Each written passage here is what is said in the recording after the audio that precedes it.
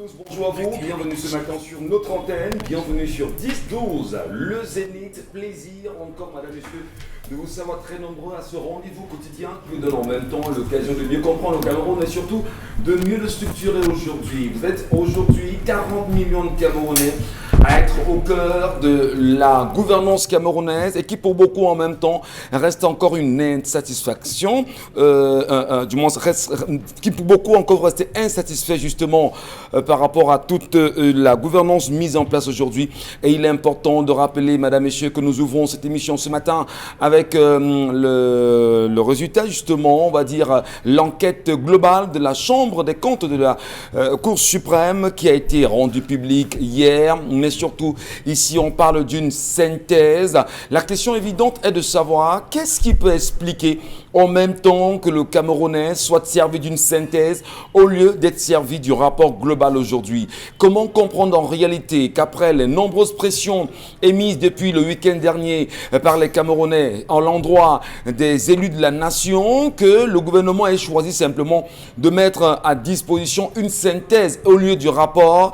D'après nos investigations, le rapport ferait environ 400 pages et aujourd'hui nous avons une synthèse de 27 pages simplement. Qu'est-ce qui peut expliquer en même temps qu'on en soit là? Peut-on dire au regard de ce qui a été rendu public et qu'il y a une fiabilité dans le travail fait par la Cour des comptes, la Chambre des comptes de la Cour suprême aujourd'hui? Le regard en même temps que nous y portons, madame, messieurs, nous interpelle. Ils sont également nombreux, les Camerounais, qui continuent de s'indigner véritablement de ces 126 Camerounais qui sont depuis le 22 septembre dernier investis dans des prisons camerounaises et ils sont retenus par le régime en place. Qu'est-ce qui explique que pour avoir choisi simplement de manifester parce que les textes de la République le permettent, que le régime de Yaoundé continue de maintenir en otage ces 126 Camerounais? Il est important de le rappeler qu'à travers une initiative mise en place ce 29 juin, il y aurait une campagne qui sera axée au Cameroun pour qu'enfin la communauté internationale, les partenaires multilatéraux du Cameroun ouvrent davantage les yeux sur l'attitude du gouvernement à confisquer des citoyens au mépris des textes dans les prisons camerounaises. Madame, Monsieur, sujet intéressant, nous en parlerons assurément dans les jours à venir. Charles Hamel est avec nous ce matin. Bonjour Charles Hamel et bienvenue. Bonjour Monsieur Michel Gatchou, bonjour à tous les téléspectateurs. Également ce matin, Isabelle Carl-Zopet, bonjour. Bonjour à vous Michel, bonjour à ceux qui regardent le programme et bonjour à tous les Français. Réveil difficile pour eux, ça on le sait, mais dans tous les cas que de surprises durant cet euro et dans lequel on se régale. Voilà. On a vu plein d'Africains être très heureux hier de la défaite de la France. Ah bon? Bon, dans tous les cas, ça allait dans les deux sens, quoi. Il y en a qui étaient tellement heureux, il y en a qui étaient tellement malheureux. Bon, dans tous les cas, ce que moi j'ai retenu, c'était le beau spectacle. Vraiment, c'était cette belle construction dans le jeu, c'était cette belle ambiance, c'était justement de voir des gens respecter les règles du football qui sont d'abord la cohésion, l'esprit d'équipe, justement de voir ça et de retenir aussi qu'il faut toujours avoir la foi parce que être à 1-3 et de pouvoir revenir au score, renverser la tendance et tout. Chapeau. Alors dire en même temps qu'il y a ce sentiment anti-français, dira-t-on. Il y en a qui étaient tellement heureux hier de savoir que la France soit... Ça a commencé avec eux. Mbappé, symbole de l'échec français. Voilà. Les titres de leurs journaux. Ça va tellement vite. Symbole de l'échec français. Mbappé, symbole de l'échec français. De l'échec français. Incroyable. Mais c'est à le tort. dire par des chaînes françaises alors qu'il était adulé, vous comprenez bien que l'hypocrisie, on l'a tiré de loin. Voilà. En vous en sens, c'est quand vous... Mais c'est dur quand même à digérer. Donc, hein. Ceux qui supportaient la France hier, c'était les joueurs de... C'est des parieurs en fait. Non, parce qu'il était sûr que voilà, oui, puisqu'on est d'accord de ce que la France était quand même favorite, mais on a tellement de surprises. On a vu ce qui est arrivé au Portugal, qui était tenant du titre. Donc aujourd'hui, on peut comprendre qu'il y a encore tellement de surprises qui arrivent. Voilà, c'est le jeu, c'est le ballon, il est rond. Dominique Audry, bonjour. Bonjour Michel Gatchou, bonjour aux téléspectateurs. Ce matin, je vous raconte l'histoire que nous a envoyée une sœur pour poser le problème de sa petite sœur qui est âgée de 32 ans Elle raconte que sa petite sœur s'est retrouvée en France alors qu'elle avait 10 ans, mais la jeunesse, l'adolescence de cette dernière a été tumultueuse à cause de ses fréquentations. Elle a toujours été avec ce qu'on a appelé des dealers, des voyous et tout ça, qui lui donnaient des cadeaux, qui lui donnaient de l'argent et tout. Donc la famille a trouvé que cette vie n'était pas bonne et je ne sais pas si la mention va poser problème, mais dans l'entourage, elle avait toujours des Gabonais, cette jeune fille-là, et heureusement, avec un de ces Gabonais, elle a eu une petite fille, un enfant qui, après l'accouchement, 1 an après l'accouchement, le monsieur qui promettait le mariage à cette jeune femme de venir concrétiser leur union ici au Cameroun est rentré au Gabon. Lorsqu'elle a accouché le bébé, il est rentré au Gabon et il est allé se marier avec une autre femme sans que la mère de son enfant n'en soit informée.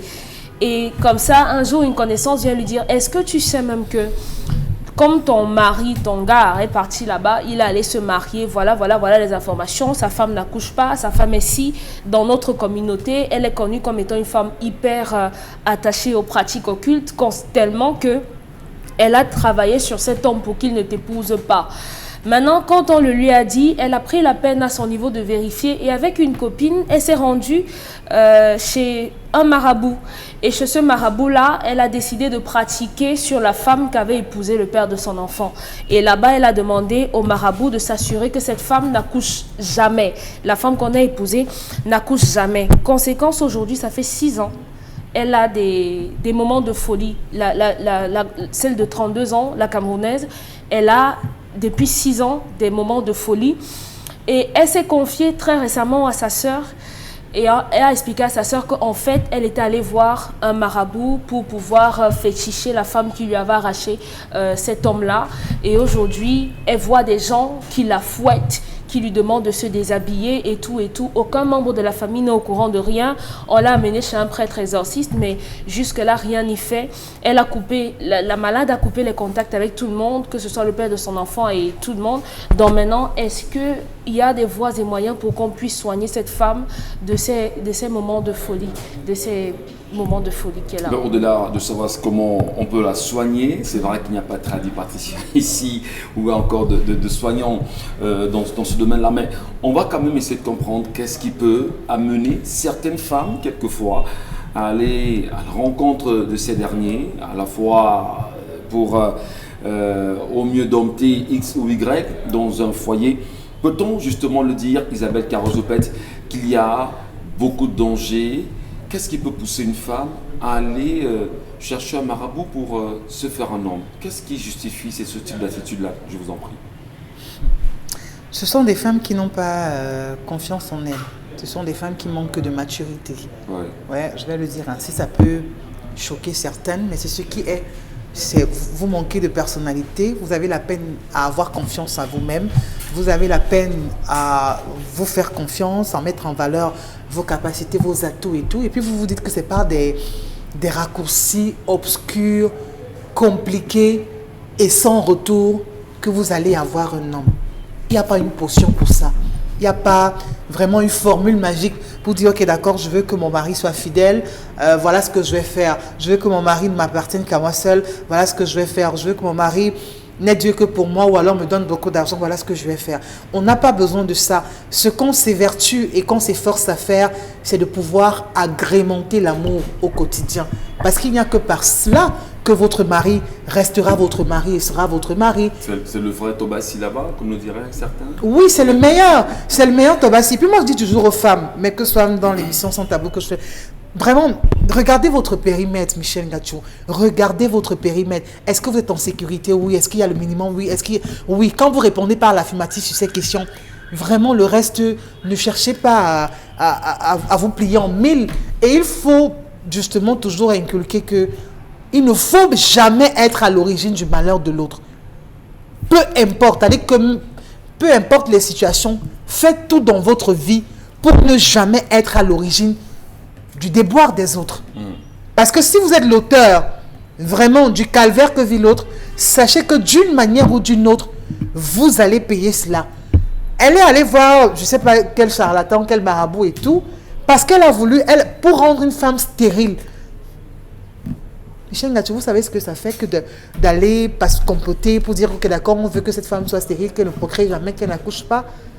Aujourd'hui, vous qui recevez l'effet inverse, parce que cette femme sûrement aussi allait... C'est-à-dire que vous voyez quand on mélange les écorces et tout, vous recevez aussi ce même effet. Vous pouvez voir ce que ça crée.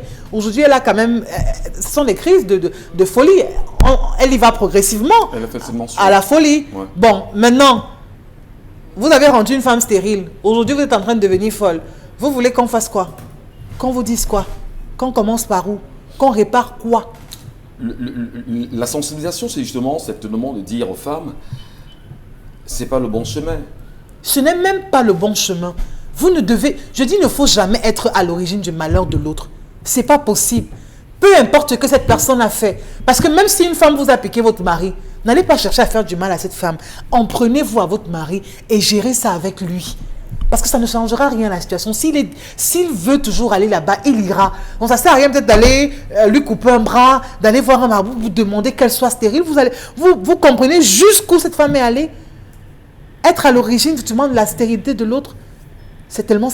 On sait que la femme par essence est celle-là qui est maternelle, est celle-là qui est appelée à donner la vie. Et toutes les femmes justement souhaitent donner la vie.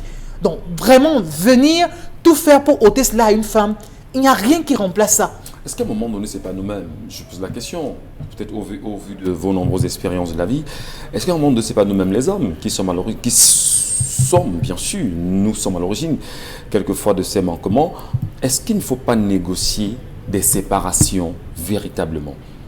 Parce que vous quittez votre femme, vous allez vous remarier. Il n'a pas quitté. Il n'a pas quitté.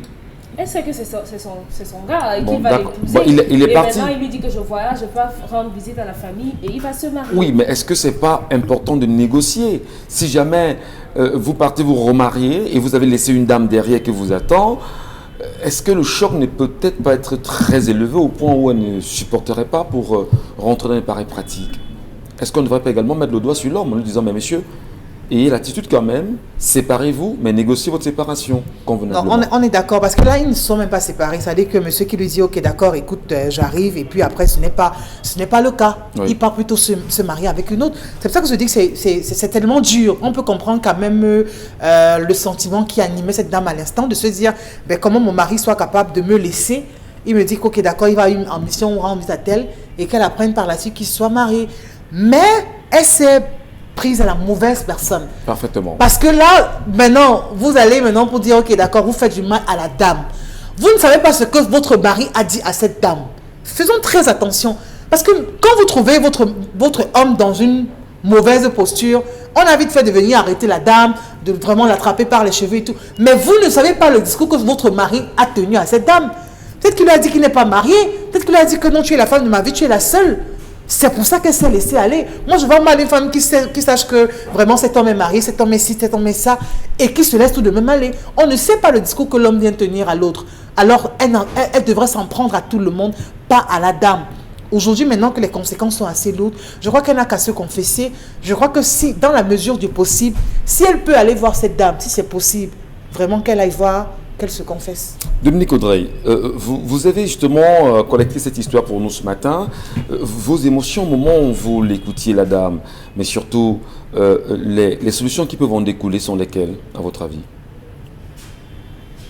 Les émotions, il n'y en avait pas beaucoup, sauf qu'il y a des leçons à tirer pour les personnes qui ne se sont pas encore retrouvées dans cette situation. Il faut faire très attention aux gens que vous considérez comme vos amis. Les personnes qui, à la première difficulté que vous rencontrez, vont vous dire « je t'amène chez un marabout ». Je t'amène chez quelqu'un, il faut avoir peur de ce genre de personnes parce que ces personnes-là, aujourd'hui, elles iront avec vous chez ce marabout, mais demain, elles iront avec votre nom chez le même marabout. Vous parlez de difficultés sentimentales, c'est ça? Non. Parce qu'il y a des marabouts qui font également du bon travail aussi. Hein. Je n'en connais pas. C'est ça que je dis. Lorsque dans mon entourage, quelqu'un est un adepte de ce genre de pratique, il faut faire attention. Il faut s'en éloigner. Parce qu'aujourd'hui, il va vouloir vous accompagner parce que vous cherchez le mariage ou bien on doit vous laver au village pour avoir les papiers, des conneries comme ça. Et après, demain, il va dire, mais attends, depuis que Zoupette est là, elle a acheté une voiture, elle a une maison, machin.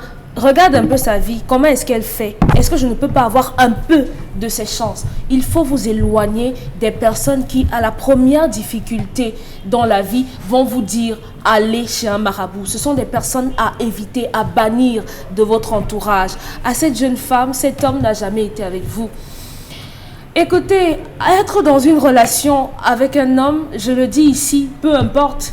Malheureusement, les gens ont la compréhension difficile. Ça ne débouche pas toujours sur le mariage.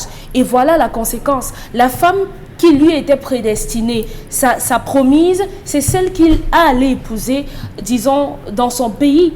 Oui, c'est elle, la femme avec laquelle il devait se marier, malgré la distance. Avec votre sœur, c'était simplement un passe-temps, puisqu'on va vous dire, c'est un homme. Il ne peut pas rester comme ça, puisque sa femme n'est pas là. Il faut bien qu'il s'occupe, qu'il calme un peu ses hormones. Et c'est ce qu'il a fait avec votre sœur qui, malheureusement, n'a pas pu jauger. Aujourd'hui, l'enfant a 10 ans. Ça fait 6 ans. L'enfant, elle est malade. Il s'est marié et il lui a caché ça pendant quelques années. Il faudrait avoir le courage et la force de ne pas rapidement mettre les organes dans ce qu'on appelle relation. Le mariage, c'est une construction qui se fait sur la durée. Vous n'avez pas le droit de penser que le fait d'avoir eu un enfant avec un homme ou bien de partager votre couche avec un homme fait forcément de lui votre époux. Non, il vous a prouvé que non, tout simplement. Donc aujourd'hui, la sœur qui nous écrit a un devoir, vous avez le devoir de sauver votre sœur, qu'elle soit d'accord ou pas, que les gens le sachent, il est important qu'on trouve une solution pour la soigner. Peut-être des solutions en même temps pour la soigner, mais déjà il faut assurément rappeler qu'on n'a pas besoin d'aller chez des marabouts pour valider, pour séduire un homme quand même, Dominique Audrey. Vraiment. Est-ce qu'il n'y a pas d'autres astuces? Le charme en même temps de la femme, est-ce que c'est sur le marabout qu'on le retrouve? Isabelle Carole l'a dit. Moi, je vous ai dit, les personnes qui fréquentent ce genre de personnes sont à éviter. On ne va pas chez les marabouts. On n'y va pas. Dans votre entourage, vous n'allez pas chez le marabout chercher... Et si quelqu'un dans mon entourage dort chez les marabouts, je mets la personne de côté. Vous n'allez pas chez le marabout chercher, je vais dire... on n'y va pas. Oui, vous n'y allez pas en fait.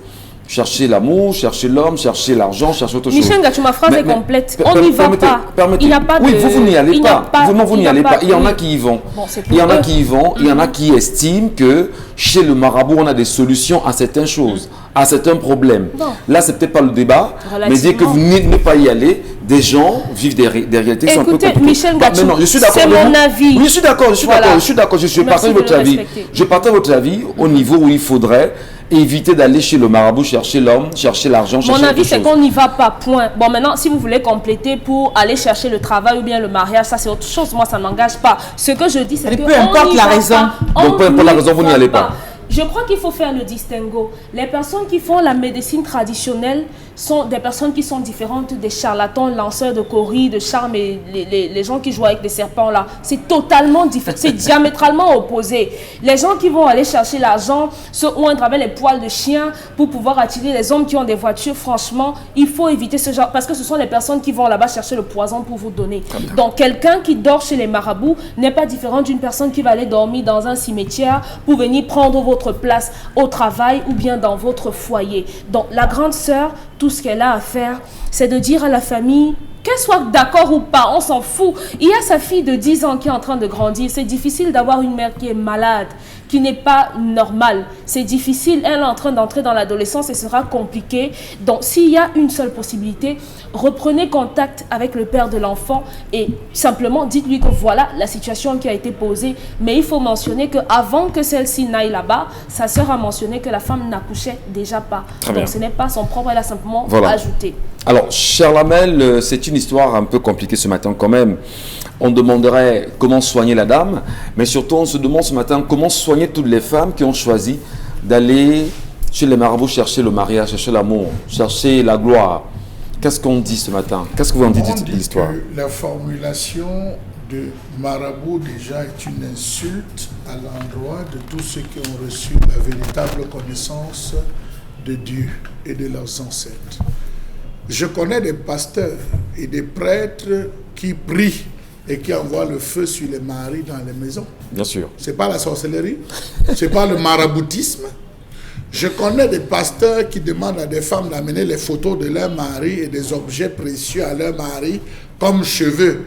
Il met dans un temple où il va prier pour que le mari change. N'est-ce pas de la sorcellerie?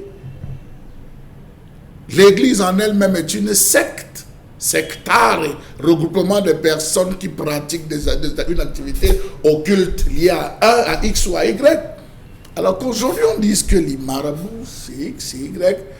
J'ai même peur que ce soit à l'église aujourd'hui où se situent les plus gros marabouts. La preuve, il fallait pour quelqu'un qui est décédé il n'y a pas longtemps, il fallait 1 million pour toucher le cercueil et avoir une certaine guérison. Donc vous voyez de quoi je parle. Donc c'est pour dire que aller chez les marabouts, aller chez les Kamsi, aller chez les marabouts, chercher quoi? Aller chez les Omlois, aller quoi? chez les Mbombok, continuer à aller vers eux. Ce sont eux qui ont reçu la révélation. D'ailleurs, il y a beaucoup de prêtres et de pasteurs qui vont chercher certaines choses là-bas. Monsieur Michel Ngachou, une fois qu'on a dit ça, il faudra aborder la question des facteurs endogènes et exogènes dans cette affaire. Comme facteur, je dis, c'est la femme qui pousse l'homme à l'épouser. C'est la femme qui pousse l'homme à l'épouser. Vous avez une femme qui vous gueule, ne l'épousez pas. Vous avez une femme qui aime la bagarre, ne l'épousez pas. Vous avez une femme qui vous méprise, ne l'épousez pas. Vous avez une femme qui traîne avec les Yor, les Yorobos, les ceci, ne l'épousez pas. Chacun a son style, monsieur Michel Ngachou. Parfaitement. Elle a commencé à dire que cette fille traîne. Elle traînait avec des drogués, elle traînait avec ceci. Ça ne servait à quoi? D'épouser une femme qui traîne avec les drogués et à tout moment elle peut se shooter, monsieur Michel Ngachou. Et l'homme pas fidèle, on l'épouse, c'est ça? Donc, alors, monsieur Michel Ngachou, on se retrouve donc dans une situation où la femme n'a pas, en termes de facteurs exogènes, elle n'a rien présenté comme valeur qui devait faire d'elle une épouse, qui devait faire d'elle une compagne, une partenaire et une femme. Plutôt, le gars s'est laissé à jouer le jeu en disant, ok, je t'observe, tu vas te fatiguer, tu vas changer, soit en revenant de bons sentiments, soit tu vas te fatiguer, prendre ta route et t'en aller, monsieur Michel Ngachou. Les femmes, elles ont tendance à croire que parce qu'elle est belle, parce que X ou Y, elle a une famille nantie, parce que c'est une obligation. Non, c'est pas une obligation. Donc, cette femme tombe sous le coup où elle a eu des attitudes, des fréquentations qui certainement n'allaient pas avec le monsieur. Autre chose, monsieur Michel Ngachou. Le véritable charme d'une femme, c'est sa beauté naturelle. Le garçon qui vient draguer une femme, drague la femme qui ressemble à sa maman. Il commence à comparer, est-ce qu'elle prie comme ma mère? Pour rester dans le langage de Dominique Audrey, est-ce qu'elle va chez les marabouts comme ma mère pour ressembler à celle de Charles Hamel? Est-ce que il se pose des questions avant d'aller vers la fille? Lorsqu'il se rend compte qu'elle épouse les caractéristiques de sa mère, il commence à se rapprocher et c'est lui-même qui vante et fait le marketing de cette femme. Le deuxième point, c'est le comportement. Le comportement joue à 80%. Le comportement de la femme. De la femme joue à 80%. Une femme qui arrive, qui est capable de laver vos chaussures, de nettoyer vos vêtements, de les repasser, de classer les vêtements de la semaine. Monsieur Michel Ngachou, lorsqu'elle part, même si elle a autre chose, vous aurez dans la zone, mais je vais laisser cette fille qui s'occupe de moi, je vais laisser cette fille qui fait, vous voyez le riz. Ça, il faudrait demain, on va la retrouver chez les marabouts. Ça, c'est ce riz qui finit toujours chez les marabouts. Donc, monsieur Michel Ngachou, vous avez le sexe, vous avez, monsieur Michel, la nourriture, vous avez des femmes qui savent préparer. Il y a un artiste qui a dit, les femmes telles, on les aime parce qu'elles ont des doigts d'or. Elles savent préparer la nourriture. Il y a des femmes, c'est le sexe. Chaque femme a un truc qu'elle met en avant, monsieur Michel. Donc fondamentalement, celle-ci qui est malade aujourd'hui n'a pas ses qualités. J'en viens, monsieur Michel. Au point d'aller... J'en viens, monsieur Michel Ngachou. Il y a des facteurs endogènes. En Afrique de l'Ouest, je vais prendre par exemple un pays comme le Togo, il y a certaines communautés où l'homme, s'il décide de prendre une femme ailleurs, doit d'abord prendre une femme au village. Il y a des facteurs endogènes dans certaines cultures. Quand vous épousez quelqu'un, épousez sa culture, épousez sa façon de penser, épousez sa façon de voir. Si le Gabonais, il appartient à une culture, je ne sais pas moi, où on a dit le premier-né, s'il est premier-né, il doit obligatoirement épouser une femme, montez, vous descendez, s'il est pratiquant, il va épouser la femme. Elle ne sait pas, non, c'est pas en cachette, elle ne sait pas poser toutes ces questions, monsieur Michel Ngachou, parce que lorsque je vais vers un Gabonais, un Togolais, je vais, bref, dans la grande famille à Caen, que ce soit les Agni et consorts, il faudrait se poser des questions. Elle ne s'est pas posé des questions, elle est tombée sous ce coup. L'autre chose, M. Michel Ngatou, et je finis par là, il faut dire que on a vu des femmes, parce que l'homme a fait l'enfant dehors, aller chez le marabout, tout faire pour tuer cet enfant. On en a vu. Et j'en vois chaque jour des femmes parce que son mari est allé dehors. C'est la nouvelle tendance qu'il y a aujourd'hui, à l'heure actuelle au Cameroun et surtout dans la ville de Douala. Je vous assure, M. Michel Ngatou, je le dis, je regarde la caméra, lorsqu'elle soupçonne, elle ne vous demande plus. Les jeunes filles, elles ne vous posent plus de questions. Elles foncent chez le marabout, elle dit bloc, elle dit attache, elle dit bloc. Or, vous oubliez que la personne en face... Dans quel intérêt fondamental? Non, les filles le font aujourd'hui. Mais dans quel intérêt? Lorsqu'elle tombe sur un gars, elle se rend compte que le gars est un peu capé, le gars peut rationner et tout. Dès que vous arrivez, donc que vous sortez là, elle ramasse juste la poussière. J'en ai vu. Elle ramasse la poussière, elle va, elle vous bloque. Vous ne bougerez plus. Et au clic et au doigt, vous allez fonctionner comme elle veut. Je pense que Dominique Audrey en sait quelque chose. C'est la nouvelle tendance. Donc, aux hommes, méfiez-vous des lieux là où vous allez tomber sur des vipères, tomber sur des renards, parce que c'est ce qu'elles font. Vous avez des femmes, lorsqu'elles savent que son mari est dehors, elles vont lancer l'épilepsie, elles cherchent, elles vont partout. Votre engin ne se lève pas. Oui, parfois c'est l'homme même qui finit par lancer une maladie. L'homme ne parvient plus à avoir une érection normale. Donc méfiez-vous des femmes que vous épousez. Et M. Michel Ngatou, cette femme, il a pris une femme gabonaise. Je vous assure que la sorcellerie c'est au Gabon. Le Bénin est un élève, le Togo est un élève. Ne jouez pas n'importe comment au Gabon. La preuve, regardez tous ceux qui vont au Gabon. Si vous arrivez au Gabon, vous ne faites que votre travail en respectant la chose d'autrui, vous rentrez sain et sauf. Tous ceux qui sont partis au Gabon, qui ont essayé d'ouvrir l'œil, ils sont rentrés soit aveugles, soit excessivement malades, soit dans un cercueil. Merci. Donc elle oublie, c'est le retour. On appelle ça le retour. Voilà, donc on peut rien faire. On ne peut rien faire pour elle. J'avais Carole, on ne peut rien faire pour elle. Non, je dis, c'est pas qu'on ne peut rien faire pour elle. C'est ça que je dis, si dans la mesure du possible, qu'elle essaye de rencontrer la dame en question. Mais si la dame est au Gabon là-bas, elle est au Gabon, elle va quitter le Cameroun. Le Gabon, c'est pas le bout du monde quand même. Oui, on est d'accord. C'est ça que je dis, dans la mesure du possible, qu'elle fasse tout pour rencontrer la dame en question, pour présenter ses excuses. Je crois que ça va... Isabelle Carole, vous fonctionnez là avec un prisme. Imaginez, vous avez un miroir. Vous allumez une lumière ici. La lumière va frapper sur le miroir. Aussitôt, il y a un reflet. Elle a reçu, c'est le retour. Elle a frappé, elle a trouvé un bouclier. Ce n'est pas la Gabonaise qui l'a touché, c'est son colis qu'elle a envoyé à la Gabonaise. On est d'accord. Maintenant, ce qui se passe, c'est qu'elle veut une issue. Oui. Elle veut une issue, c'est de ça qu'il s'agit. C'est-à-dire que vraiment, elle est en mode SOS à présent. C'est pour ça que je dis que vraiment pour moi le premier pas c'est de rencontrer la dame en question pour lui dire madame écoutez voilà j'ai appris que vous étiez avec mon mari, il vous a épousé, sachez qu'il m'a laissé avant de venir vous épouser, j'étais très courroucée, je suis allée chez un charlatan, voici ce que j'ai fait, je viens aujourd'hui pour me confesser parce que je suis en train de regretter l'acte que j'ai posé. Je crois que c'est important parce que les paroles non, elle pourra sortir de là parce que les paroles qu'on prononce qui sortent de notre ventre, de notre trip, vraiment nous sont aussi à des moments donnés. Donc je crois qu'il est temps pour elle de se confesser et la bonne personne, c'est celle à qui elle a fait ce mal. Est-ce que ceux-là qui ont... Permettez Chalamel, est-ce que ceux-là justement qui sont marabouts effectivement, parce que je disais encore ici, peut-être le mot marabout ne range pas Chalamel. Ça ne m'arrange pas. Il faut quoi? Les guérisseurs, les magiciens, les magiciens sorciers. Les diseurs de bonne aventure. Voilà, diseurs de bonne aventure. Alors, est-ce qu'il n'y en a pas qui soient capables de résoudre ce genre de situation aujourd'hui? Les vrais. Je vous ai dit qu'il y a ceux qui savent gâter. Et est-ce que ça va dans ce monde, il y a ceux qui gâtent, il y a ceux qui arrangent. Voilà. Je vous ai dit qu'il y a un papa, M. Michel Ngatou, quand vous amenez votre fou, lui il est spécialiste des fous, quand vous amenez le fou, il tape. Si le fou danse, il vous dit gardez le fou. Mais si le fou ne bouge pas, il vous dit rentrez avec votre fou. Il a cherché. Donc cette femme dans cette crise, c'est elle qui est partie chercher l'instrument de sa propre mort. Elle aurait dû se taire. Parce que quand vous décidez de venir charmer... On l'abandonne alors. Hein. Non, M. Michel Ngatou, on va lui donner des calmants. Quand vous décidez d'aller charmer un homme, vous ne connaissez pas comment il s'en vante. Vous ne connaissez pas comment est-ce qu'il est né. Comment est-ce qu'on l'a préparé, on l'a cuisiné. C'est le retour. Très bien. Donc Dominique Audrey, même un pasteur ici ne ferait rien, pas de prêtre. C'est mal barré pour elle. Qu'elle vive, c'est qu'elle vive simplement comme ça. Personne ne le dit. Personne ne le dit. C'est chacun qui sait quelles sont les voies de recours qu'il peut utiliser. Dans mon cas, je connais la voie de Dieu.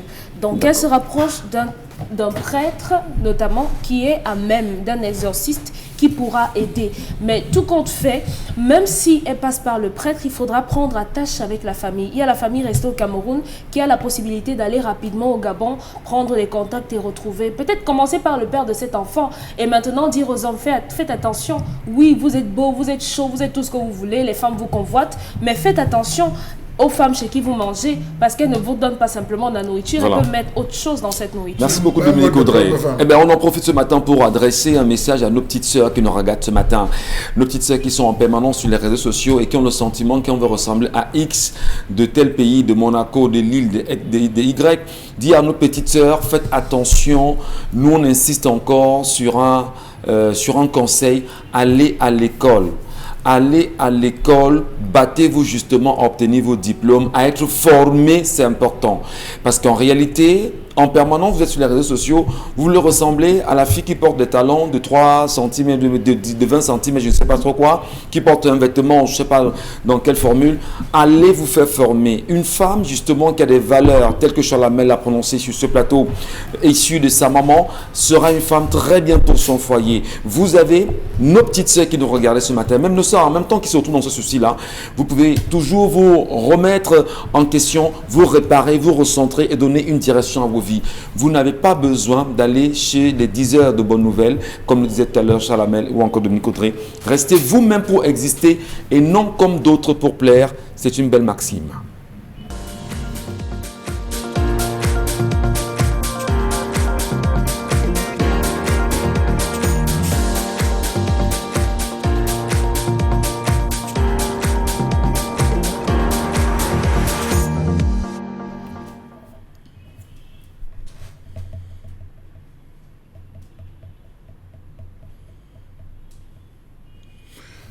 Je m'interroge ce jour sur la question des cambriolages, des multiples cambriolages des services publics dans ce pays. L'histoire a commencé avec une violence en 2009, lorsque le ministère de la Défense avait été littéralement cambriolé. On s'est posé des questions de savoir comment est-ce qu'un univers comme celui-là, mieux gardé a-t-il fait pour se faire cambrioler? De 2009 à nos jours, il ne passe plus une saison sans que l'on entende parler de drôles de cambriolages qui nous amènent à plusieurs questions. Les cambriolages se multiplient au Cameroun depuis quelques semaines et pas des moindres.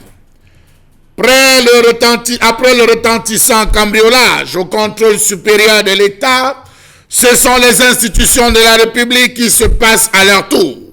Le ministère des Finances, la Direction générale des impôts et le service du groupement interpatronal du Cameroun. Que recherchent les cambrioleurs? Point d'interrogation. Comment comprendre ces cambriolages qui étonnent et interpellent plus d'un? Comment comprendre ces vols et vandalismes enregistrés dans les bâtiments administratifs? Comment comprendre que l'ensemble des services publics camerounais soit mal sécurisé? On est quand même au Cameroun. Quelle est l'institution responsable de la sécurisation des ministères dans ce pays? Pourquoi ne fait-il pas son travail? Mieux, pourquoi fait-il mal son travail? Qu'il s'agisse des ministères Yaoundé, des délégations régionales, des 10 délégations régionales et départementales, ou le siège de la plus grande organisation patronale, les malfrats ne reculent devant rien. Ils sont allés, rappelez-vous, jusqu'à vandaliser les bureaux du tribunal administratif de Ngaoundéré, emportant avec eux les mêmes choses. Unité centrale, documents. Jamais on ne passe par les coffres forts. Jamais on n'a entendu que des coffres forts ont bougé. C'est des unités centrales, c'est des disques durs, c'est des documents. Eh bien, quelle peut être la nature donc de ces voleurs, de ces cambrioleurs? En un temps record, on a cambriolé la Direction générale des impôts. On a passé 11 étages au peigne fin. 11 étages. C'est étrange. Un seul étage n'a pas que 3 bureaux. Mais on a fait 11. De quelle heure à quelle heure? Allez savoir. Vous-même dites-moi comment est-ce que plusieurs bureaux ont pu être saccagés dans la quasi-totalité des 11 étages de la tour principale de l'immeuble abritant la direction générale des impôts. Où étaient les gardiens? Y en a-t-il même? Mieux sont-ils payés? Comment les malfaiteurs ont agi en plein centre-ville de Yaoundé? Ont-ils opéré pour cambrioler un immeuble aussi sécurisé? Les procédés étant les mêmes, on est appelé à questionner l'identité de ces malfrats qui opèrent depuis des années de la même manière. À chaque époque, ces problèmes. Lorsqu'on soulève le dossier Covid-19, on vient étrangement subtiliser, cambrioler le compte super et emporter des dossiers stratégiques liés à la question du Covid. Ce qui interroge le rapport même qui est présenté ces jours, si on est réellement parti avec certains documents.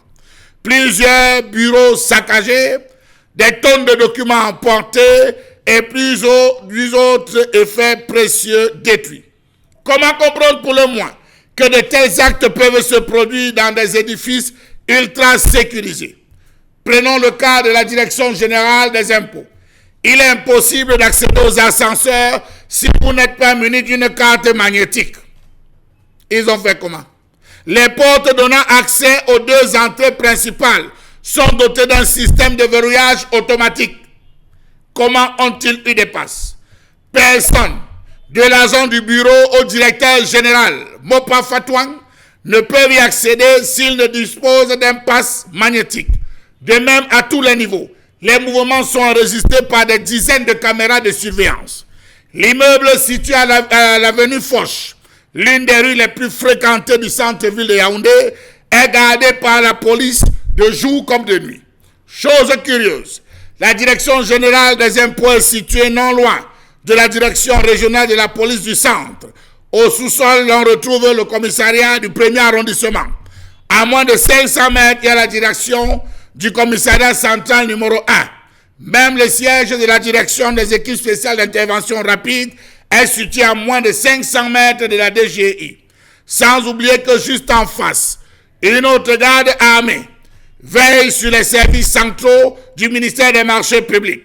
Comment dans ces conditions peut-on évoquer un banal cambriolage dans ce haut lieu bourré d'électronique et cerné par des forces de sécurité?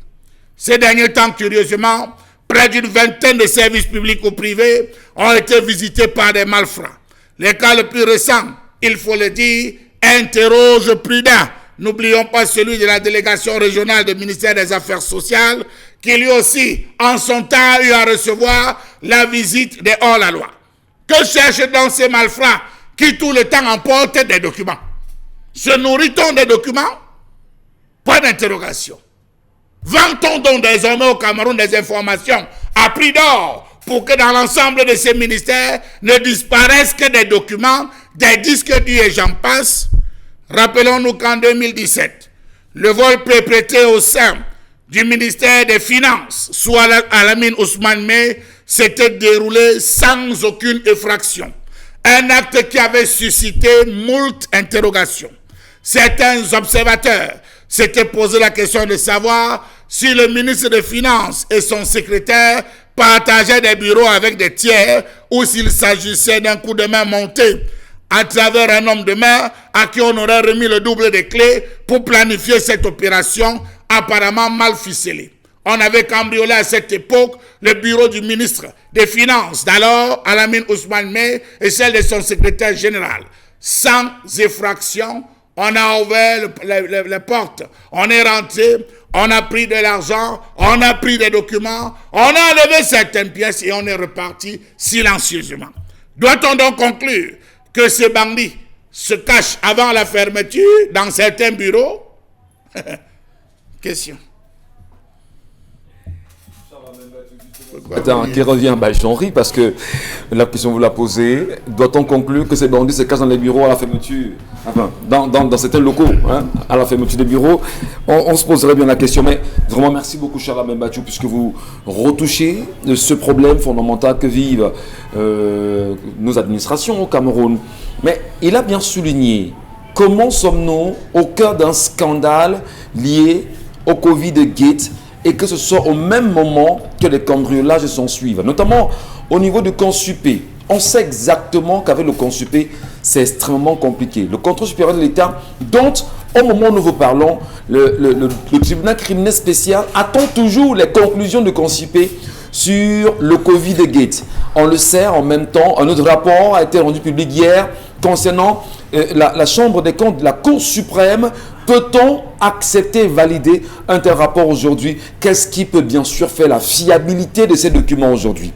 Au-delà de la question, nous irons encore très loin, questionner les mesures de sécurité. Comment, quand même, au niveau de la direction générale des impôts, pas très loin quand même, d'un commissariat bien connu, que l'on soit arrivé à ce niveau? Peut-on valider, on va dire, la mise en scène rendue publique il y a quelques jours déjà à travers les médias au Camerounais pour leur montrer les mécanismes mis en place pour pouvoir cambrioler ces bâtiments? On en parle encore ce matin et je commence avec vous, Dominique Audrey. Est-ce qu'on peut dire, au-delà des images, au-delà des réponses de nos Camerounais, que c'est fiable ce que le gouvernement semble nous dire concernant ne serait-ce que la DGI? Et vous en riez déjà. On vous a bluffé. Il y a eu un scénario à nous présenter. On passait par là, il était sensiblement 16h et la porte de derrière était ouverte. Donc, on a vu qu'on pouvait y accéder, on a accédé, on a monté. Malheureusement, j'ai mis mon téléphone à la charge. Et quand j'ai entendu l'agent d'entretien arriver, je suis partie en courant et j'ai oublié mon téléphone. Vraiment? Ce n'est qu'au Cameroun qu'on voit ça. Oui. C'est-à-dire que le voleur vient cambrioler et il a quand même son téléphone. Oui, puisqu'il n'avait pas d'électricité. Donc, de tous les scénarios qu'on peut monter, franchement, c'est dire à quel point les Camerounais sont bêtes. Soit c'est le voleur qui n'a pas raconté la vérité, soit c'est la personne derrière qui a trouvé une histoire tellement saugrenue, tirée par les cheveux, à balancer comme ça pour qu'on passe simplement dessus, parce qu'aujourd'hui l'affaire est terminée. Non. On n'en parle plus. On les a arrêtés, c'est terminé. Ouais. Basta. On laisse croire que c'est terminé parce que puisqu'on n'en rien parle encore ce matin, c'est parce que jusqu'à présent on est insatisfait. Non, ça c'est pour vous, Equinox, que c'est pas parce que on a eu des cambriolages dans la région du Nord, dans les services publics. Au nord, les bâtiments administratifs du lycée de Burkina où on a emporté quasiment 100 000 francs. Le tribunal administratif de Ngaoundéré en 2018 a été vandalisé. En Ngaoundéré 1er, la recette municipale également a été cambriolée. Donc, c'est dire que dans ces édifices publics-là, on n'a pas d'agents de sécurité. Maintenant, en 1992, l'Assemblée nationale a voté, a interdit en fait le recours aux sociétés de gardiennage privées pour garder les sociétés publiques. Ouais. Mais vous vous rendez compte aujourd'hui, partout où on va, ouais, on trouve des personnes avec des tenues jaunes et tout. Pourtant, ils n'ont pas le droit d'être là. Il y a quand même une loi qui leur interdit. Oui, ils n'ont pas, qu'ils n'ont pas le droit d'exister, mais ils ne doivent pas être dans ces édifices publics pour assurer la sécurité. Si on a besoin des personnes pour assurer la sécurité, c'est l'affaire de la gendarmerie, si je ne me trompe, la police. Ça, c'est leur propre. C'est eux qui doivent rester dans les édifices publics et non les sociétés de gardiennage privées. Et ça date de 1992. Comment se fait-il donc que dans toutes nos entreprises, dans tous les édifices publics, on trouve ces gens qui portent des armes? Ils ne devraient pas porter d'armes, ils ne devraient pas avoir de menottes, ils ne devraient pas avoir de baïonnettes, mais on les voit comme ça ne dérange personne. Même s'il y a une loi qui leur interdit, Dominique Audrey, est-ce qu'on ne peut pas dire quand même qu'il y a des négligences énormes autour de ces bâtiments administratifs, autour de ces services publics? Au moins, la présence de la police, la gendarmerie ou des militaires, c'est assez dissuasif quand même, non? Si déjà les normes, les bases ne sont pas respectées, vous pensez qu'on respectera quoi? Comment est-ce qu'on peut nous dire que pour accéder à un ascenseur, on a besoin d'une carte magnétique? Mais quelqu'un vous dit qu'il est passé par la porte des derrière. Bon, ok, il est passé par la porte du jardin, je dis n'importe quoi, mais il va se limiter au premier étage. Comment il fait pour aller au deuxième? Les escaliers, peut-être. Même les escaliers, il faut avoir un accès. Logiquement. Alors, où sont les vidéosurveillances? Ça pose justement la question, on va dire, des appareils, si vous voulez, de la sécurité.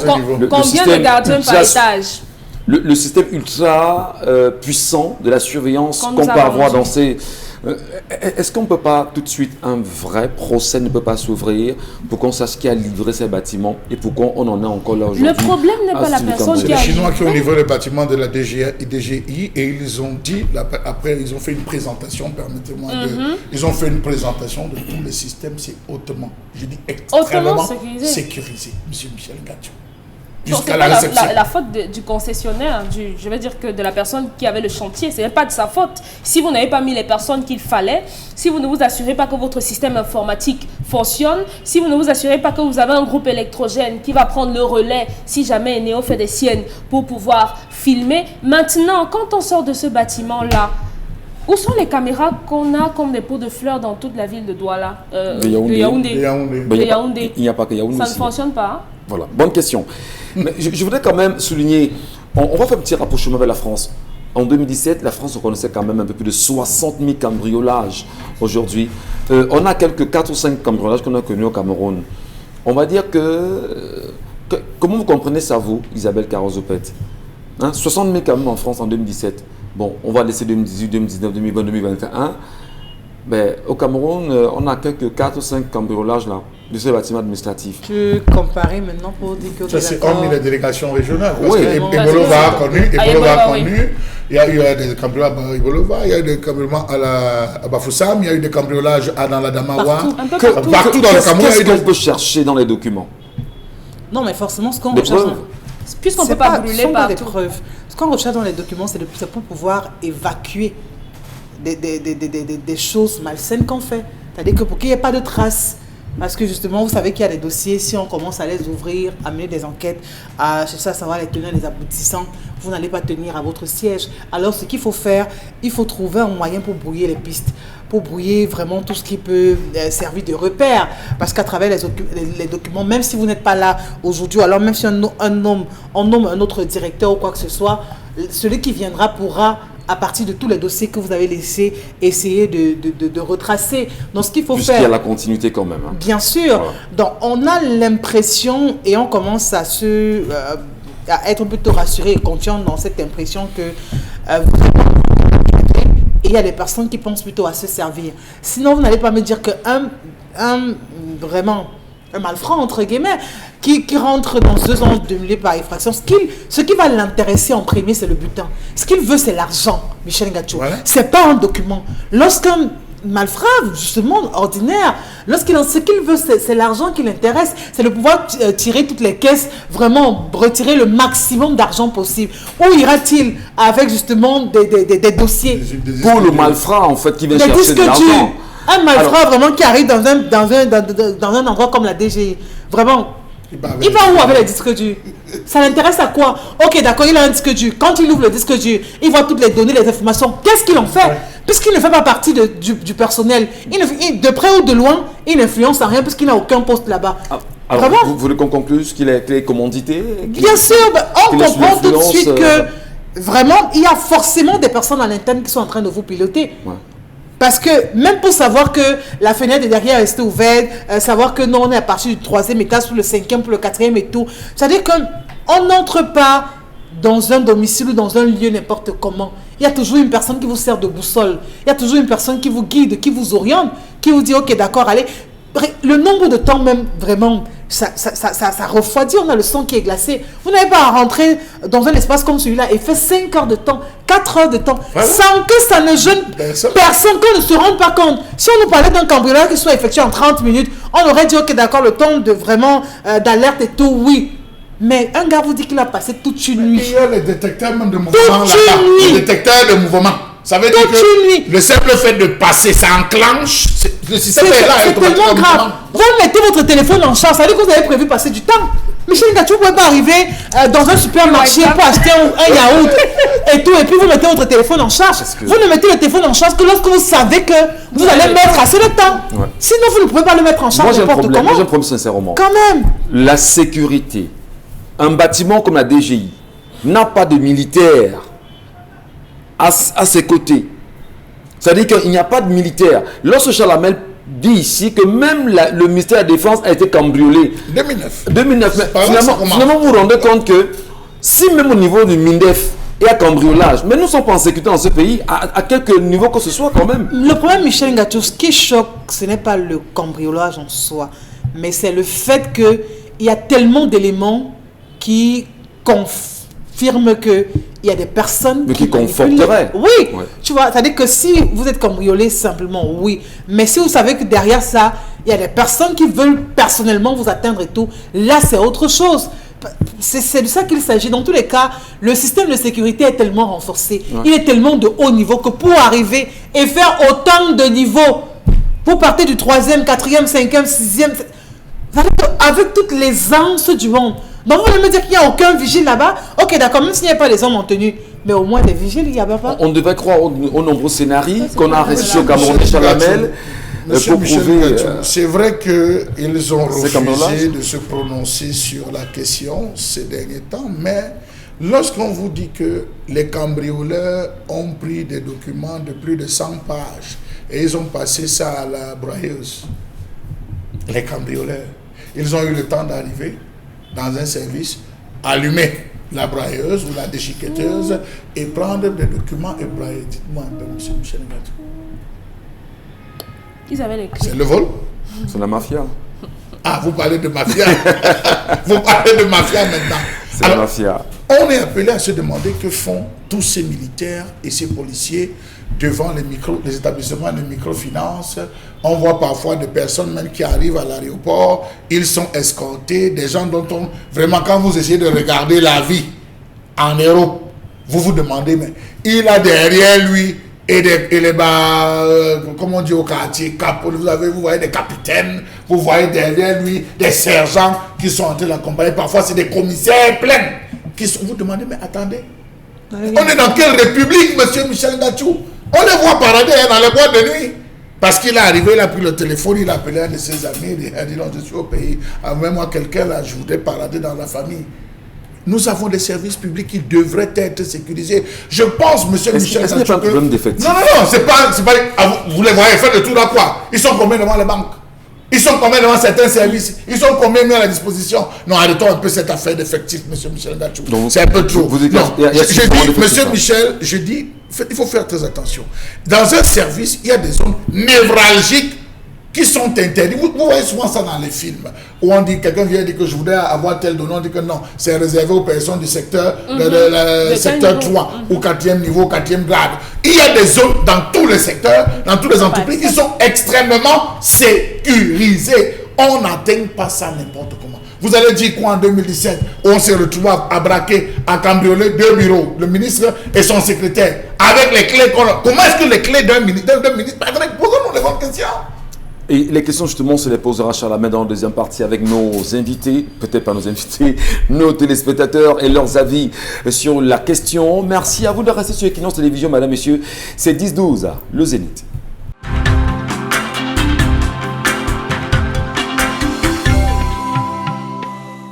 Bon retour à vous, mesdames et messieurs. Merci encore de rester présents sur Equinox Télévision avec 10-12, le Zénith. Et ça se poursuit en même temps. Charles Hamel, Dominique Audrey, Isabelle Carozopet, ensemble unis pour la même mission. Jusqu'à 12h, vous serez servis. Et au moment où nous parlons, d'ailleurs, nous introduisons l'émission ce matin en rappelant aux Camerounais qu'il y a bien sûr ce qu'on appellera aujourd'hui le dit terme du fonds spécial de solidarité nationale pour la lutte contre le coronavirus et ses répercussions économiques et sociales. On le sait aujourd'hui, il y a un premier rapport de l'exercice 2020 mis à disposition, mais j'aimerais quand même rappeler aux Camerounais ce matin qui nous regardent qu'on parle bien sûr ici d'une synthèse. Donc ce n'est pas le rapport en question. Le rapport en question, d'un peu plus de 400 pages, les Camerounais auraient souhaité bien sûr avoir ce rapport entre les mains. Ce sont les Camerounais qui doivent rembourser les 180 milliards de francs CFA. Donc il est inconcevable quand même que l'on mette à disposition des Camerounais ce qu'on appelle une synthèse. Et je rappelle d'ailleurs dans le document qui est mis à notre disposition, en ce qui concerne l'avertissement, il est bien sûr inscrit la présente synthèse est destinée à faciliter la lecture et l'utilisation du rapport d'audit de la Chambre des comptes de la Cour suprême. Et seul le rapport et non la synthèse engage la Chambre des comptes de la Cour suprême. Donc, seul le rapport et non la synthèse engage. Donc, finalement, qu'est-ce qu'on a mis à la disposition des Camerounais aujourd'hui? Au-delà justement de ce rapport très attendu par les Camerounais, parce que jusqu'à présent, on peut dire qu'on est insatisfait parce qu'on n'a pas les 400 pages en main, et c'est ce que nous souhaitons avoir. On se demande qu'est-ce qui a justifié le cambriolage récent au niveau du contrôle supérieur de l'État. Au moment où on sait que le tribunal criminel spécial venait de faire une injonction au TCS de mettre à sa disposition son résultat d'enquête sur les mêmes fonds aujourd'hui pour qu'il puisse avoir une comparaison. Pourquoi le Consuper n'a toujours pas rendu, on va dire, public son rapport aujourd'hui? Et comment comprendre en même temps le silence de ceux qu'on appelle les élus de la nation dans cette histoire? Et Charles Hamel, la question du cambriolage encore, en faisant le triptyque avec la DGI, on peut bien comprendre qu'ici, qui en avait, qui ont gagné des marchés publics dans les 180 milliards et qui ont censé justement, qui ont essayé pour des informations en disposition, qui auraient essayé de brouiller des pistes en faisant ce qu'on a vu. Alors, M. Michel Ngacho, je m'attendais à ce que les élus de la nation à l'ouverture, pose les bonnes questions, ces bonnes questions qui interpellent. Qu'on vous dise que tous les documents, au moment où il y a eu cette casse, qui jusqu'à aujourd'hui n'a pas encore été reconnue parce qu'aucun des responsables du Consuper ne s'est prononcé sur le débat, même si on en parle, les réseaux sociaux et tous en parlent, personne, on est bouche cousue, silence bouche cousue de ce côté. On vous dit qu'il y a certains documents, et des documents les plus importants, qui concernaient certaines personnes du gouvernement qui étaient passées et qui avaient, les enquêtes qui avaient été faites, qui avaient déjà été bouclées, et qu'on vous dise que d'autres sont même passés au broyeur. On dit, on raconte, mais vous soyez donc surpris que vous ne le retrouverez plus, M. Michel Ngacho, et que vous allez vous contenter de cette synthèse que vous présentez. Était-ce en vrai, était-ce en faux? Rappelez-vous qu'il y a quelques semaines, on disait qu'il fallait qu'on produise quelque chose pour contenter le FMI, en termes de rapport, pour contenter le FMI. Pourquoi on se retrouve encore à ressortir? Parce que vous vous êtes rendu compte que depuis le retour du ministre des Finances, qui a dit à qui voulaient l'entendre, qu'ils ont réussi à lever des fonds, à avoir des fonds, M. Michel Ngacho, il y a d'autres types de vérités qui commencent à transparaître. C'est quand même lamentable qu'on se retrouve à ces cambriolages, des cambriolages qui interpellent véritablement plus d'un, des cambriolages qui questionnent au vu de la sécurisation dans ce centre-ville, on va le dire comme ça, des cambriolages dans des délégations régionales où les problèmes sont les mêmes. Vous n'allez jamais entendre qu'on a pris 50 000, qu'on a pris 100 000. Vous entendez documents, vous entendez disque dur, vous entendez unité centrale, vous entendez téléphone portable ou téléphone de service. On se limite à ça. Jamais qu'on a touché, on a forcé le coffre-fort, jamais aucune déclaration. Quels sont ces documents? Est-ce que cela n'interpelle pas l'État au niveau de la sécurisation? L'État qui nous a vanté, qui devait mettre sur pied des serveurs qui devaient, M. Michel Ngacho, collectionner sur l'ensemble du territoire national l'ensemble des données et faire des archives. Pourquoi va-t-on continuer à faire des archives manuelles, M. Michel Ngacho? Il faudrait qu'on ait un serveur. On a un historique. Dans chaque région, on a un serveur. Donc, quand on clique région de la Damawa, le soir, on est capable de savoir qu'est-ce qui a été fait dans la Damawa, qu'est-ce qui a été fait dans l'ouest, qu'est-ce qui a été fait dans le sud. Qu'on vous dise que toute une délégation dans le... Je vais vous rappeler qu'on est sous le renouveau quand même, Inch'Allah. Vous ne l'aurez jamais. Donc, ça ne sert à rien. Dans tous les cas, monsieur Michel Gatou, il n'y a qu'une seule chose à faire, ou peut-être à dire, au vu de tout ce qu'on essaie de questionner, c'est que ces cambriolages n'ont qu'une seule visée: détruire les archives et faire disparaître des traces des faits criminels. Mais en complicité avec qui? En complicité maintenant avec qui, monsieur Michel Gatou? Parce que jusqu'à aujourd'hui, depuis 2009, on a ouvert des enquêtes qu'on n'a jamais fermées. Ces cambriolages, on ouvre des enquêtes, on ne ferme jamais, on ouvre des enquêtes, jamais le rapport. On n'a pas que le cas au niveau du MINDEF, on a le cas, vous l'avez cité, au niveau du ministère des Finances. On a eu les affaires sociales. On a même eu des bâtiments qui sont allés en fumée au niveau de l'Assemblée nationale, dont on n'a jamais fait produit des enquêtes réelles et mettre à disposition. Celui qui avait travaillé sur le cas de cet incendie, il faut le citer, c'est Albin Zonga, qui avait travaillé dessus. Il faut dire qu'on attend des résultats. Il faut pas. C'est-à-dire tous ceux qui se sont retrouvés dans cette machine devraient un temps soit peu rendre compte au peuple. Voilà. Mais parce que le peuple ne signifie rien, n'a aucune valeur, vous allez voir n'importe quel qui n'a. Même vous, monsieur Michel Gatou, je ne serais pas surpris de vous voir désormais gardé par un gendarme. En réalité. Si vous avez les moyens. Si c'est possible au Cameroun, on va abandonner et on fera plus le travail. Et c'est comme ça, vous voyez les gens, parce que l'argent... On ensuite prend les messages. Merci à vous, merci à tous. Poursuivez l'émission avec nous. Nous, on vous lit, on vous écoute, on prend vos points de vue et ensemble, on peut encore les décortiquer, pourquoi pas. C'est ça aussi le Zénith. Isabelle Carole. Alors, bonjour monsieur. La colère nous dit que la vérité, le Cameroun est un bateau qui a chaviré depuis 39 ans. Le pays le plus corrompu de la planète, c'est Eban Noyen depuis Paris qui nous envoie ce message. Autre réaction, bonjour, je pense que la vraie femme ne doit pas aller chez les marabouts pour avoir un mari, donc elle doit aller se confesser vers la femme vers qui elle a fait du mal. S'il vous plaît, j'ai mon histoire, ils ont besoin de vos conseils. Je fais comment pour vous joindre, Dominique Audrey? Vous tapez Dominique Audrey au Yengelec officiel et puis pour lui envoyer cela, inbox, pourquoi pas, elle vous lira. Bonjour le Zénith, je justifie les propos de Charles Amen Bathiou quand il parle du Gabon et les pratiques. Des connaissances à moi résidant dans ce pays sont retournées au Cameroun avec des maladies non identifiables, souffrant dans leur chair qui aboutissent toujours à la mort. C'est Sylvie depuis Aqua qui nous envoie la réaction. Bonjour à vous et mes encouragements pour l'émission 10 le Zénith.